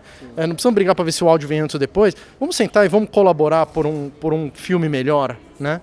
Eu acho que, como a gente está falando mais de música, e a música tem um poder mais etérico ainda, mais complicado de você falar, eu acho que a composição do áudio e da paisagem sonora também passa um pouco por aí, mas eu tive uma experiência com um documentário que eu estava com tempo livre agora em janeiro e pedi, olha, me manda algumas imagens para eu ir me inspirando, e não rolou de a galera mandar a imagem, e acabou que eu tive muito trabalho, e quando chegou o filme eu já estava meio enrolado. E quando eu vi o corte do filme, eu tive algumas inspirações. Olha, eu estou vendo aqui uma sessão de metais de orquestra soando, não sei o quê. A primeira visão que eu tive do filme foi mais ou menos aí.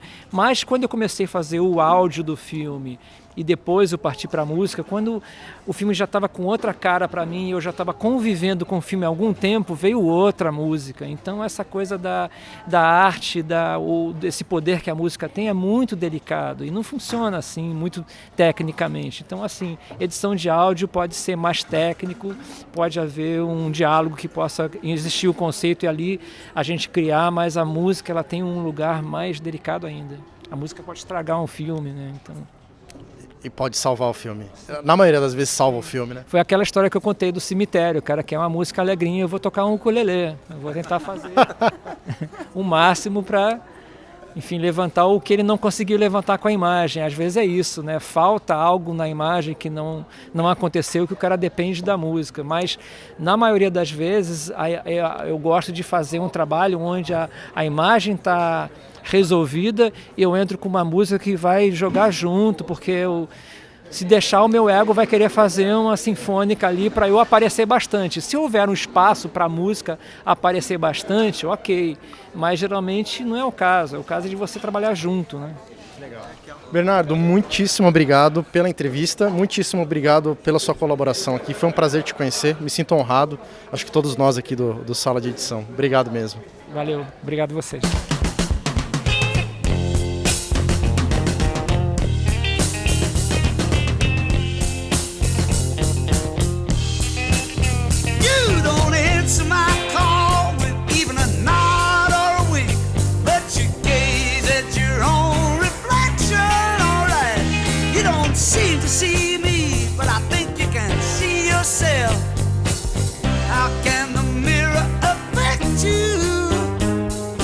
Galera, a gente saiu agora aqui para almoçar da primeira rodada, a mesa sobre assistência de montagem da EDT aqui no terceiro dia, né? E a gente tem presenças ilustres aqui do João Velho, é um editor, um montador, já que a gente está faz tempo até para gravar um episódio com ele, mestre do Final Cut, né? Do 10 também. É um prazer estar aqui com você, viu, João? Muito obrigado pela presença maravilhosa aqui nesse encontro fantástico de tantas pessoas incríveis na área de montagem e edição. Legal, valeu, João. Eu tô aqui também com a Célia Freitas. Peraí, só um instantinho. Só lembrando que o João é o criador do clássico Vídeo Guru, que treinou aí muita gente ao longo dos anos. Eu fui um deles, assim, que já corri muito lá para pedir socorro lá no site do João.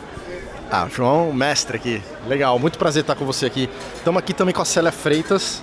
A Célia, eu acabei de conhecê-la. É até uma vergonha para mim, porque eu já vi que você tem um bom currículo aí, né? A Célia tem muitas horas de voo. Eu quero aprender com as horas de voo dela. Sim, isso aí, vai lá. Manda bala, manda bala. Célia, obrigado pela sua presença aqui. Eu que agradeço vocês, está sendo um ótimo papo e a troca de ideias e de informações. Tanta gente bacana. E também estamos aqui com o Murilo, esqueci o seu sobrenome, Simões. Murilo Simões está aqui, ele é estudante de cinema, né? Olá, boa tarde, muito obrigado. Tô entrando agora nessa área de assistência e estou muito feliz por ter visto essa mesa e poder participar. Legal, também está completando a mesa aqui o Alfredo Barros, que você já conhece, tem gravado aqui o programa com a gente. E também minha ilustre esposa, Fernanda Scheffer, produtora de elenco, está aqui de... Ouvinte. De ouvinte, vai participar também. Falando isso, ouvinte.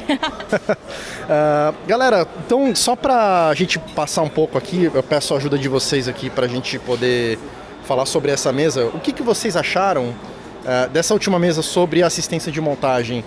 Eu vou passar aqui no sentido anti-horário aqui e vocês vão cada um dar a sua opinião aqui, tentar dar um resumo. Bom, eu achei ótima essa mesa. Eu fui assistente de montagem também, fui assistente do Gibas Brasil, e tenho muito orgulho, né, assim, de ter sido assistente. Meu sonho era continuar sendo assistente, me empurraram para montagem, assim, e no fim eu acabei adorando ser montador também, né? Mas assim, foi muito legal de ver assim, o profissionalismo que tem, né, nessa profissão, a luta que eles têm para poder oferecer assim, as melhores condições de trabalho para os montadores, né? Eu acho assim, teve uma série de questões ali que são que tem um desdobramento, assim, que eu acho que precisa ter uma reflexão, que é a questão de remuneração, a questão de condições de trabalho, e também a valorização, assim, do assistente como profissional, para que possa se transformar numa profissão, que ele não seja assim, apenas um degrau para ser montador, né? Mas que tenha uma valorização como um profissional independente. E também para aqueles que querem ser montadores, de que maneira que isso pode ser colocado em prática, assim, né? Como que pode se criar condições para que eles tenham acesso também ao processo de montagem, né, e não só o processo de organização e de preparação do material para montagem. Então, eu achei ótimo, assim, teve excelentes discussões ali sobre isso, e é um assunto para, com certeza, continuar nas próximas edições dos encontros da EDT. Muito bem. João Velho, quais foram suas impressões sobre a mesa? Bem, assim, eu achei que de todas as mesas, essa foi a mesa que teve o aspecto profissionalizante mais evidenciado, assim, falar sobre uma questão mais ligada diretamente às agruras da profissão, às dificuldades, aos desafios, né? Mas não necessariamente daquele que está na cabeça do processo criativo, que é o editor, mas daqueles que dão todo o suporte para que esse trabalho aconteça da melhor forma. Assim, então, eu aprendi muito com a mesa, né? Aprendi, sobretudo, de como essa função de assistente de edição vem se transformando ao longo dos anos, não necessariamente para melhor, né? A gente vê dificuldades, sobretudo no aspecto exatamente da profissionalização, né? Mas também no aspecto da função do assistente, né? Foi discutido lá a questão de você ter a possibilidade de diferenciar primeiro, segundo e terceiro assistente de montagem e tal, que eu acho que meio que vai nessa linha de você precisar imaginar manter certos ganhos, né, da profissão,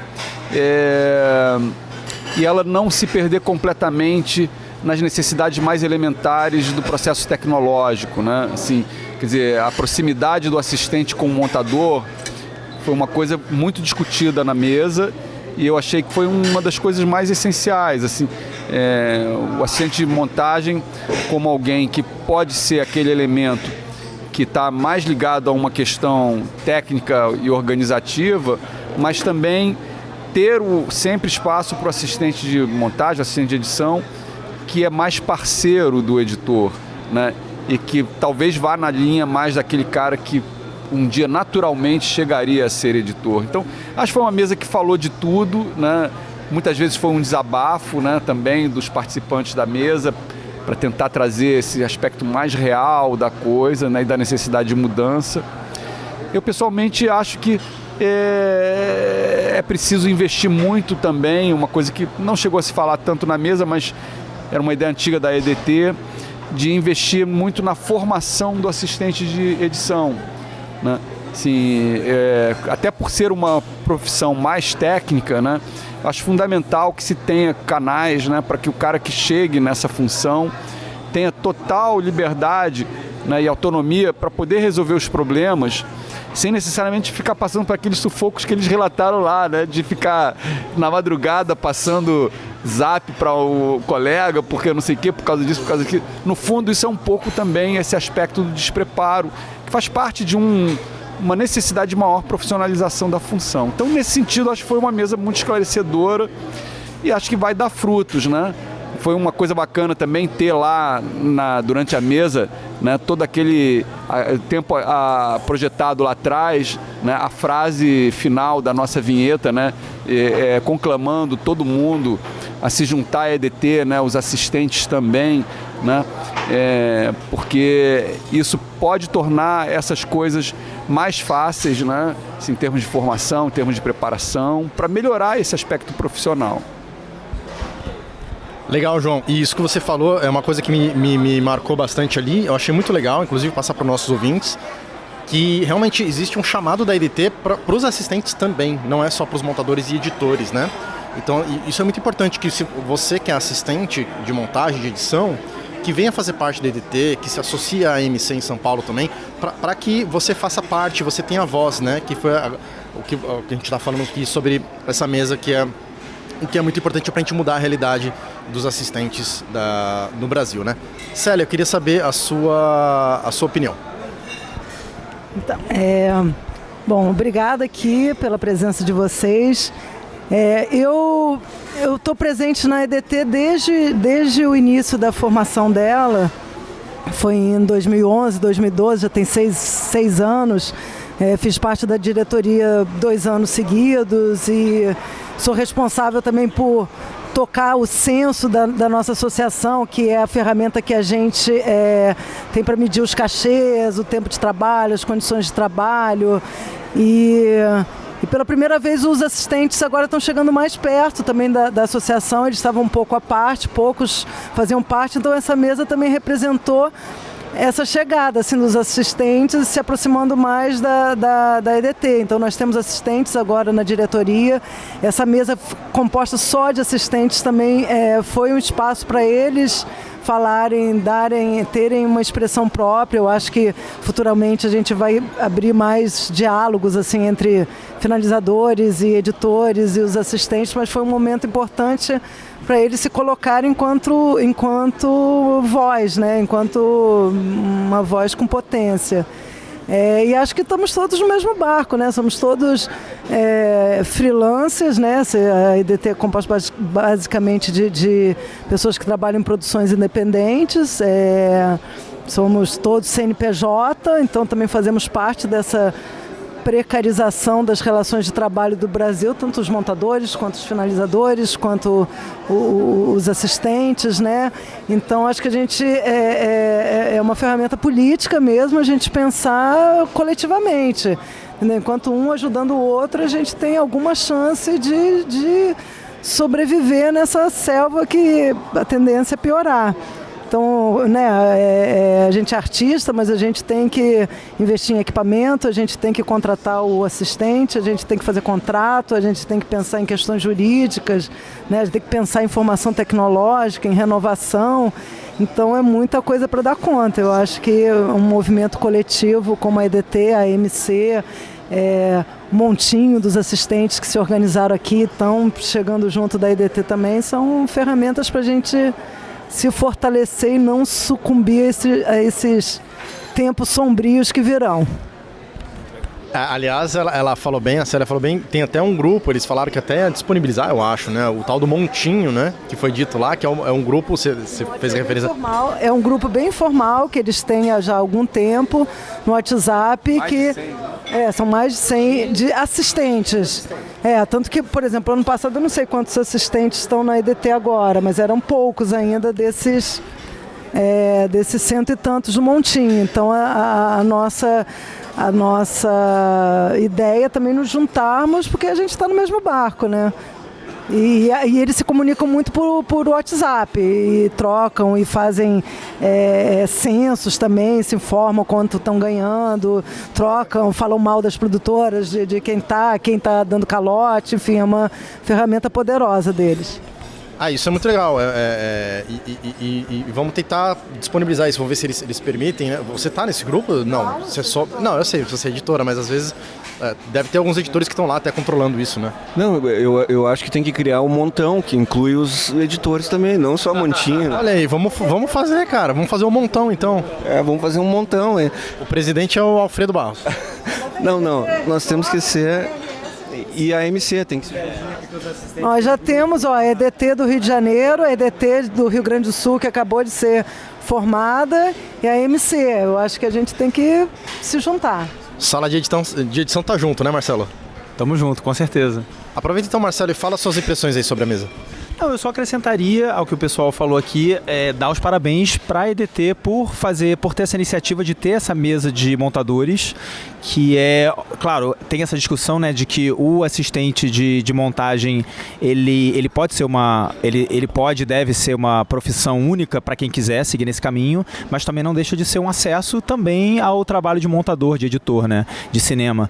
E acho muito bacana essa iniciativa da EDT de ter essa mesa. E só lembrando, teve uma mesa nesse sentido também, valorizando, né, os assistentes de montagem no ano passado, que, se não me engano era Conexão Insular, né, era o nome, que era justamente discutindo a relação, foi especificamente sobre a relação entre os assistentes de montagem e os montadores, né? Então você tinha ali o montador e o assistente de montagem que trabalhava com ele naquele momento, né? Os dois que estavam ali, os pares, e foi muito legal.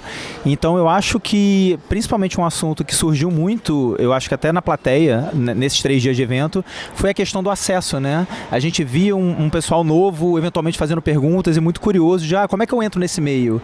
Então a gente está aí nessa explosão de audiovisual e muita gente que às vezes não está com acesso, querendo acesso a esse mundo de cinema, que, né, no Brasil, infelizmente, ele, né, ainda é pequeno, ainda é fechado, mas é muito importante. Então é legal ter esses debates e essas discussões como forma de abrir para acesso para quem está querendo chegar aí, né, para a geração nova.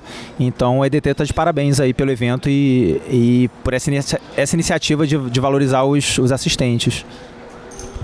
Inclusive fazer aqui, infelizmente o Matheus Lopes não pôde estar com a gente hoje aqui, ele teve um compromisso, mas foi muito legal, ele até levantou um pouco a bola ontem e a mediadora até falou que ia falar sobre isso hoje também. E de fato falaram, né? Uma pena ele não estar aqui, mas ele foi bem provocativo até ontem e levantou umas questões sobre assistência de montagem. Só queria deixar registrado aqui que foi muito legal. Então, mandar um abraço para o Matheus, ele deve estar ouvindo aí, mas foi de extrema importância ter feito isso. Eu acho que todo mundo aqui levantou alguns pontos e inclusive eu até falei lá, daqui a pouco eu vou falar sobre as minhas impressões. Enfim, Matheus, grande abraço aí, valeu pela tua colaboração também. Vamos para o Murilo aqui. Murilo, quais foram as suas impressões sobre essa mesa de assistência? Boa tarde, gente. Eu sou o Murilo Simões, eu sou estudante de cinema. Eu me interesso por montagem há muito tempo e agora eu estou querendo entrar nessa área de assistência, então essa mesa foi muito interessante. Por um lado, ela foi bem estimulante, porque deu para ver como são profissionais que gostam de trabalhar com o que eles trabalham. Inclusive, alguns deles há o interesse de continuar na assistência, eles não enxergam a assistência como um degrau para chegar na edição propriamente, né? Então isso é bem legal de ver. Por outro lado, foi muito preocupante muitas coisas que foram ditas, porque para começar foi enfatizado que o mercado é fechado, para você entrar é difícil e depois que você entra você ainda ganha mal, sofre determinados abusos, tem que trabalhar de madrugada, sem instrução e tá acontecendo um distanciamento entre o assistente e o montador, o que torna o trabalho mais técnico, menos criativo. Então são coisas contra as quais precisamos lutar se a gente quiser fortalecer essa área que é tão importante para o audiovisual em geral, em especial para o cinema, que é o que eu gosto. Obrigado. Nossa, matou a pau, cara. O Murilão aqui, meu Deus. Rapaz, eu só não tô batendo palma porque eu tô segurando o microfone aqui, mas olha, mandou bem, cara. Não, é isso, eu acho que foi... Sala de edição, cara. Esse cara tem que estar na sala de edição, o cara fala bem pra cacete. Eu concordo com você. O que você acha? Vamos chamar o cara. Tá ali, não, é esse aí, esse é o cara. Aliás, a gente tá tendo um problema muito grande, cara, porque eu quero ver como a gente vai solucionar isso. A gente vai criar outro podcast, cara, porque a cada evento que a gente vai, a gente conhece mais uns 15 aqui. Eu já quero colocar a Célia, quero colocar o João Murilo aqui, mas vamos aos poucos, a gente com certeza vai te chamar vocês também. É uma honra tá. Não, com certeza, todos eles, enfim, tá muito legal tudo isso aqui. E agora eu quero saber a opinião da Fernanda também, como produtora de elenco. A gente tá brincando aqui de você participar, mas conta pra gente um pouco, assim, como é que foi você como produtora de elenco de uma pessoa que não é da área de edição, embora, né, tenha a edição ali dentro de casa, comigo ali, mas qual é a sua percepção como produtora de elenco, vendo esse bando de editor e essas discussões todas? Bom, acho que independente da função de que cada um cumpre, né, dentro do cinema, nós estamos todos sob o mesmo guarda-chuva que é o cinema. E as dificuldades que vocês têm é o que muitas outras pessoas, acho que todo mundo dos outros departamentos tem também, né?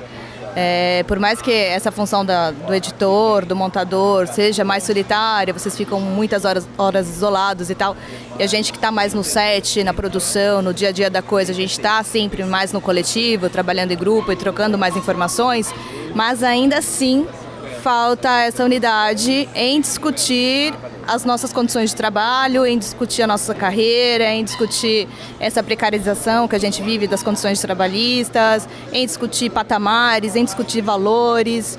Então, para mim, como experiência, está valendo muito isso, que é uma coisa que a gente vive conversando em mesa de bar, em conversas informais, que tem que haver uma união, que as pessoas têm que trocar informações, que a gente tem que lutar pelo que a gente acredita, pelas mudanças que a gente julga necessárias no nosso meio.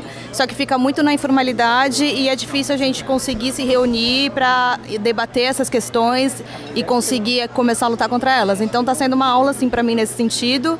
Fora todas as outras questões que a gente conversou ontem, de técnicas, de linguagem, da importância dos departamentos, dessa intercomunicação entre departamentos, entre o roteirista com o editor, com o cara do som, porque no fim cada um é uma pecinha e cada pecinha é fundamental para essa engrenagem funcionar e produzir um trabalho bonito no final, né?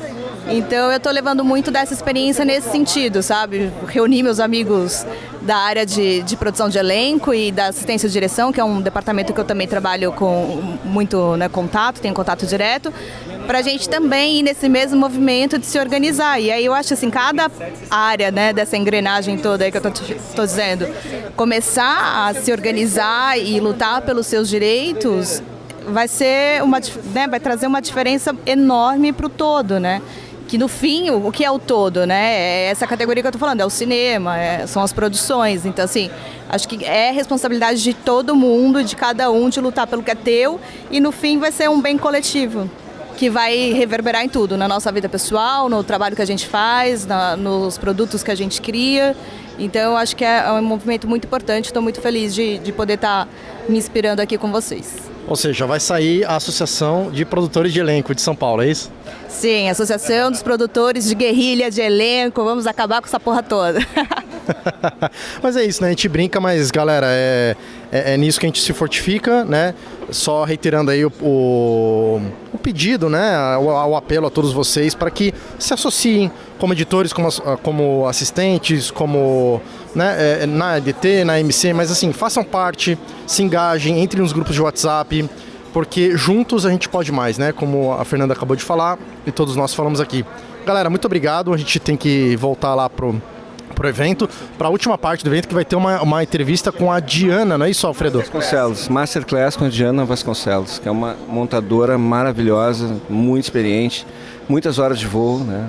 Então, é imperdível. E eu vou te pedir um favor, para você e para o Marcelo, eu vou precisar sair agora, vou voltar para São Paulo, pegar a estrada, e vocês vão depois então dar um resumo para o pessoal, para os ouvintes, sobre essa palestra. É uma pena não poder participar, mas não vou poder. Seremos seus olhos e ouvidos. Muito obrigado, senhores.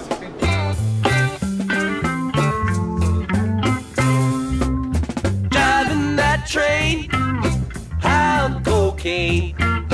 Casey Jones, you better watch your speed. Trouble ahead, trouble behind. And know that notion just crossed my mind. Pessoal, a gente está chegando ao final aqui do terceiro dia do segundo encontro EDT de montagem. A gente acabou de assistir a palestra da Diana Vasconcelos, montadora. E, Alfredo, o que você tirou, o que você achou da palestra? Na verdade, só corrigindo, a gente acabou de assistir a Masterclass da Diana Vasconcelos. E, Alfredo, o que você achou, o que você tirou aí dessa Masterclass da Diana? Cara, eu vou ficar o resto do ano pensando sobre todas as coisas que eu vi nessa aula, assim, aula magna, né, da Diana, que é uma montadora que tem, assim, ela tem uma estrada, assim, uma pessoa que fez mais de 50 filmes, né, e que tem toda uma coisa que ela aprendeu, assim, na escola que ela teve, então um rigor com o trabalho, um respeito pelo processo, assim, de criação, né? Uma pessoa que faz um filme de cada vez, ela mergulha no material, consegue ter, assim, uma condição de entrega, né, para a arte de montar, assim. Foi muito bacana, assim, eu fiquei muito feliz, assim, de ter tido essa oportunidade. Infelizmente não consegui pegar o começo, né, mas eu achei ótimo porque a maneira como ela fez a palestra, a aula, essa que ela priorizou as perguntas, então as pessoas, ela foi fazendo desenvolvendo, né, a palestra a partir das proposições, assim, das perguntas da plateia, assim. Isso eu achei que foi muito, muito bacana, assim, diferente da que teve o ano passado, né, que foi mais dissertativa, digamos assim, né. Ela deu foco, né? Um foco bem legal. Ela começou com uma parte teórica e acabou deixando boa parte aí do encerramento da metade para o final, para tirar dúvidas, para abrir para perguntas. E eu achei muito interessante que ela tem uma pegada meio filosófica da palestra dela, né? Ela durante a palestra falou sobre a questão das telas, sobre como é que a gente está sobrecarregado por tantas telas e aí como é que a gente, nós como editores, vamos lidar com isso na hora de sentar na frente do monitor e editar também, se a gente já está sobrecarregado de tanto conteúdo. E ela falou da saudade dela da imagem da moviola, que você só via durante aquela imagem naquele momento que tinha uma certa mágica e que não te cansava, né? Como a gente está cansado hoje em dia porque não existia essa profusão de informação. E eu gostei muito de várias frases dela, até anotei várias coisas que ela levantou que eu achei muito, muito interessantes. Eu acho que ela merece um episódio inteiro só dela, né? Porque é uma filósofa da montagem, assim. E, assim, questões assim que ela fala que são do dia a dia também, né? Da montagem. Não é só uma reflexão, sei lá, né? Teórica, mas a questão da música, né? Como é que ela trabalha a música nos filmes? Como ela problematiza isso, assim, o uso da música, né? Enfim, várias questões, assim, que eu acho que tem muito para pensar aí, né? Vamos com certeza chamar a Diana para um bate-papo aí. E fechando o evento, a gente está no final do terceiro dia. Algumas considerações, a gente já conversou um pouquinho sobre a sensação, mas como é que você resumiria, assim, tua percepção desse segundo encontro? Olha, para mim, esse encontro ele foi mais tranquilo, porque teve menos intensidade de palestras e tal, então acho que deu pra gente poder acompanhar, deu mais tempo para perguntas e tudo, acho que foi muito bacana a troca de experiência, o espaço que a gente teve para poder trocar e conversar fora também das palestras ali, foi muito legal. Eu sinto uma tristeza, assim, quando vai chegando no fim, porque... É aquela coisa assim que a gente falou antes, né, do chato da montagem, assim, é umas pessoas que eu posso ficar horas falando sobre a coisa que eu adoro fazer. É um encontro religioso de 2018, né? Exatamente, um encontro religioso, assim, de amantes da sétima arte, amantes da montagem, né? Muito legal, eu também gostei demais e eu acho que o pessoal tá de parabéns por esse espaço, eu acho, também de encontro e de repente não ficar tão carregado de palestras, apesar de elas serem excelentes, mas esse espaço de networking, de troca, em 2 dias que eu pude estar aqui, não pude estar 3, eu conheci um monte de gente, já troquei várias ideias e um monte de gente interessante que a gente leva aí profissionalmente para a vida e vai propiciar várias trocas, com certeza. Longa vida EDT, então. Longa vida EDT, parabéns aí pro pessoal, galera das camisas vermelhas aí que deu duro e correndo atrás e que fez o financiamento, todo mundo que ajudou no financiamento e que estava aqui trabalhando, ralando, e o evento foi sensacional e quem puder venha ano que vem, colabore e esteja presente ano que vem, que vale muito, muito a pena a gente ter essa troca. Isso aí, galera, valeu, até a próxima então, até o ano que vem.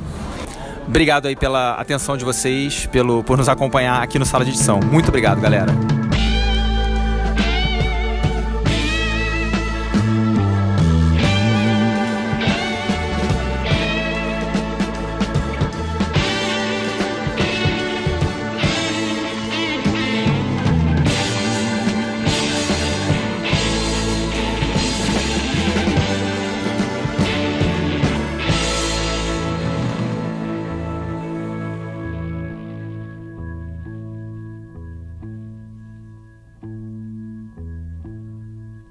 What would you do if I sang out of tune?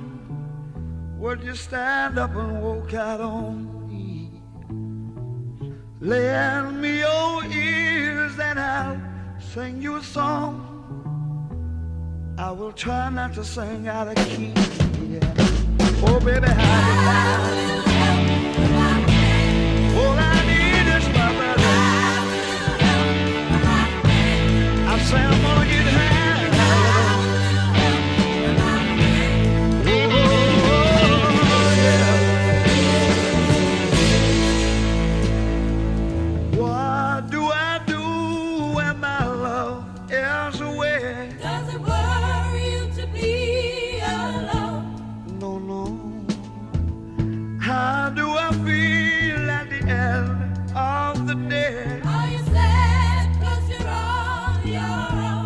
Tell don't you say it no more. Gonna get down and I'm ready. I'm gonna try. Keep on getting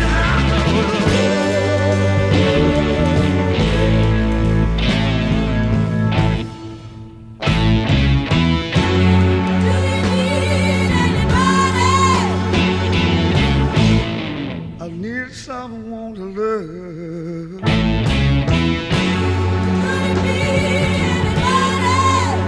All I need is someone knows just where I'm going, yeah. Somebody knows just where I'm going, baby. Said I'm gonna make it with my friend. Oh, I'm gonna keep on trying. I'm gonna keep on trying.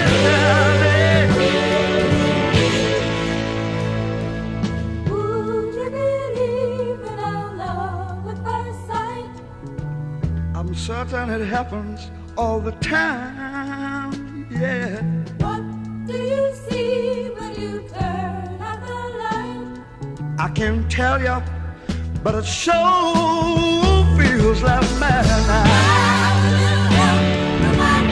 Don't you know I'm gonna make it with my friends? I promised myself I'd get back. Said I'm gonna try it with them too.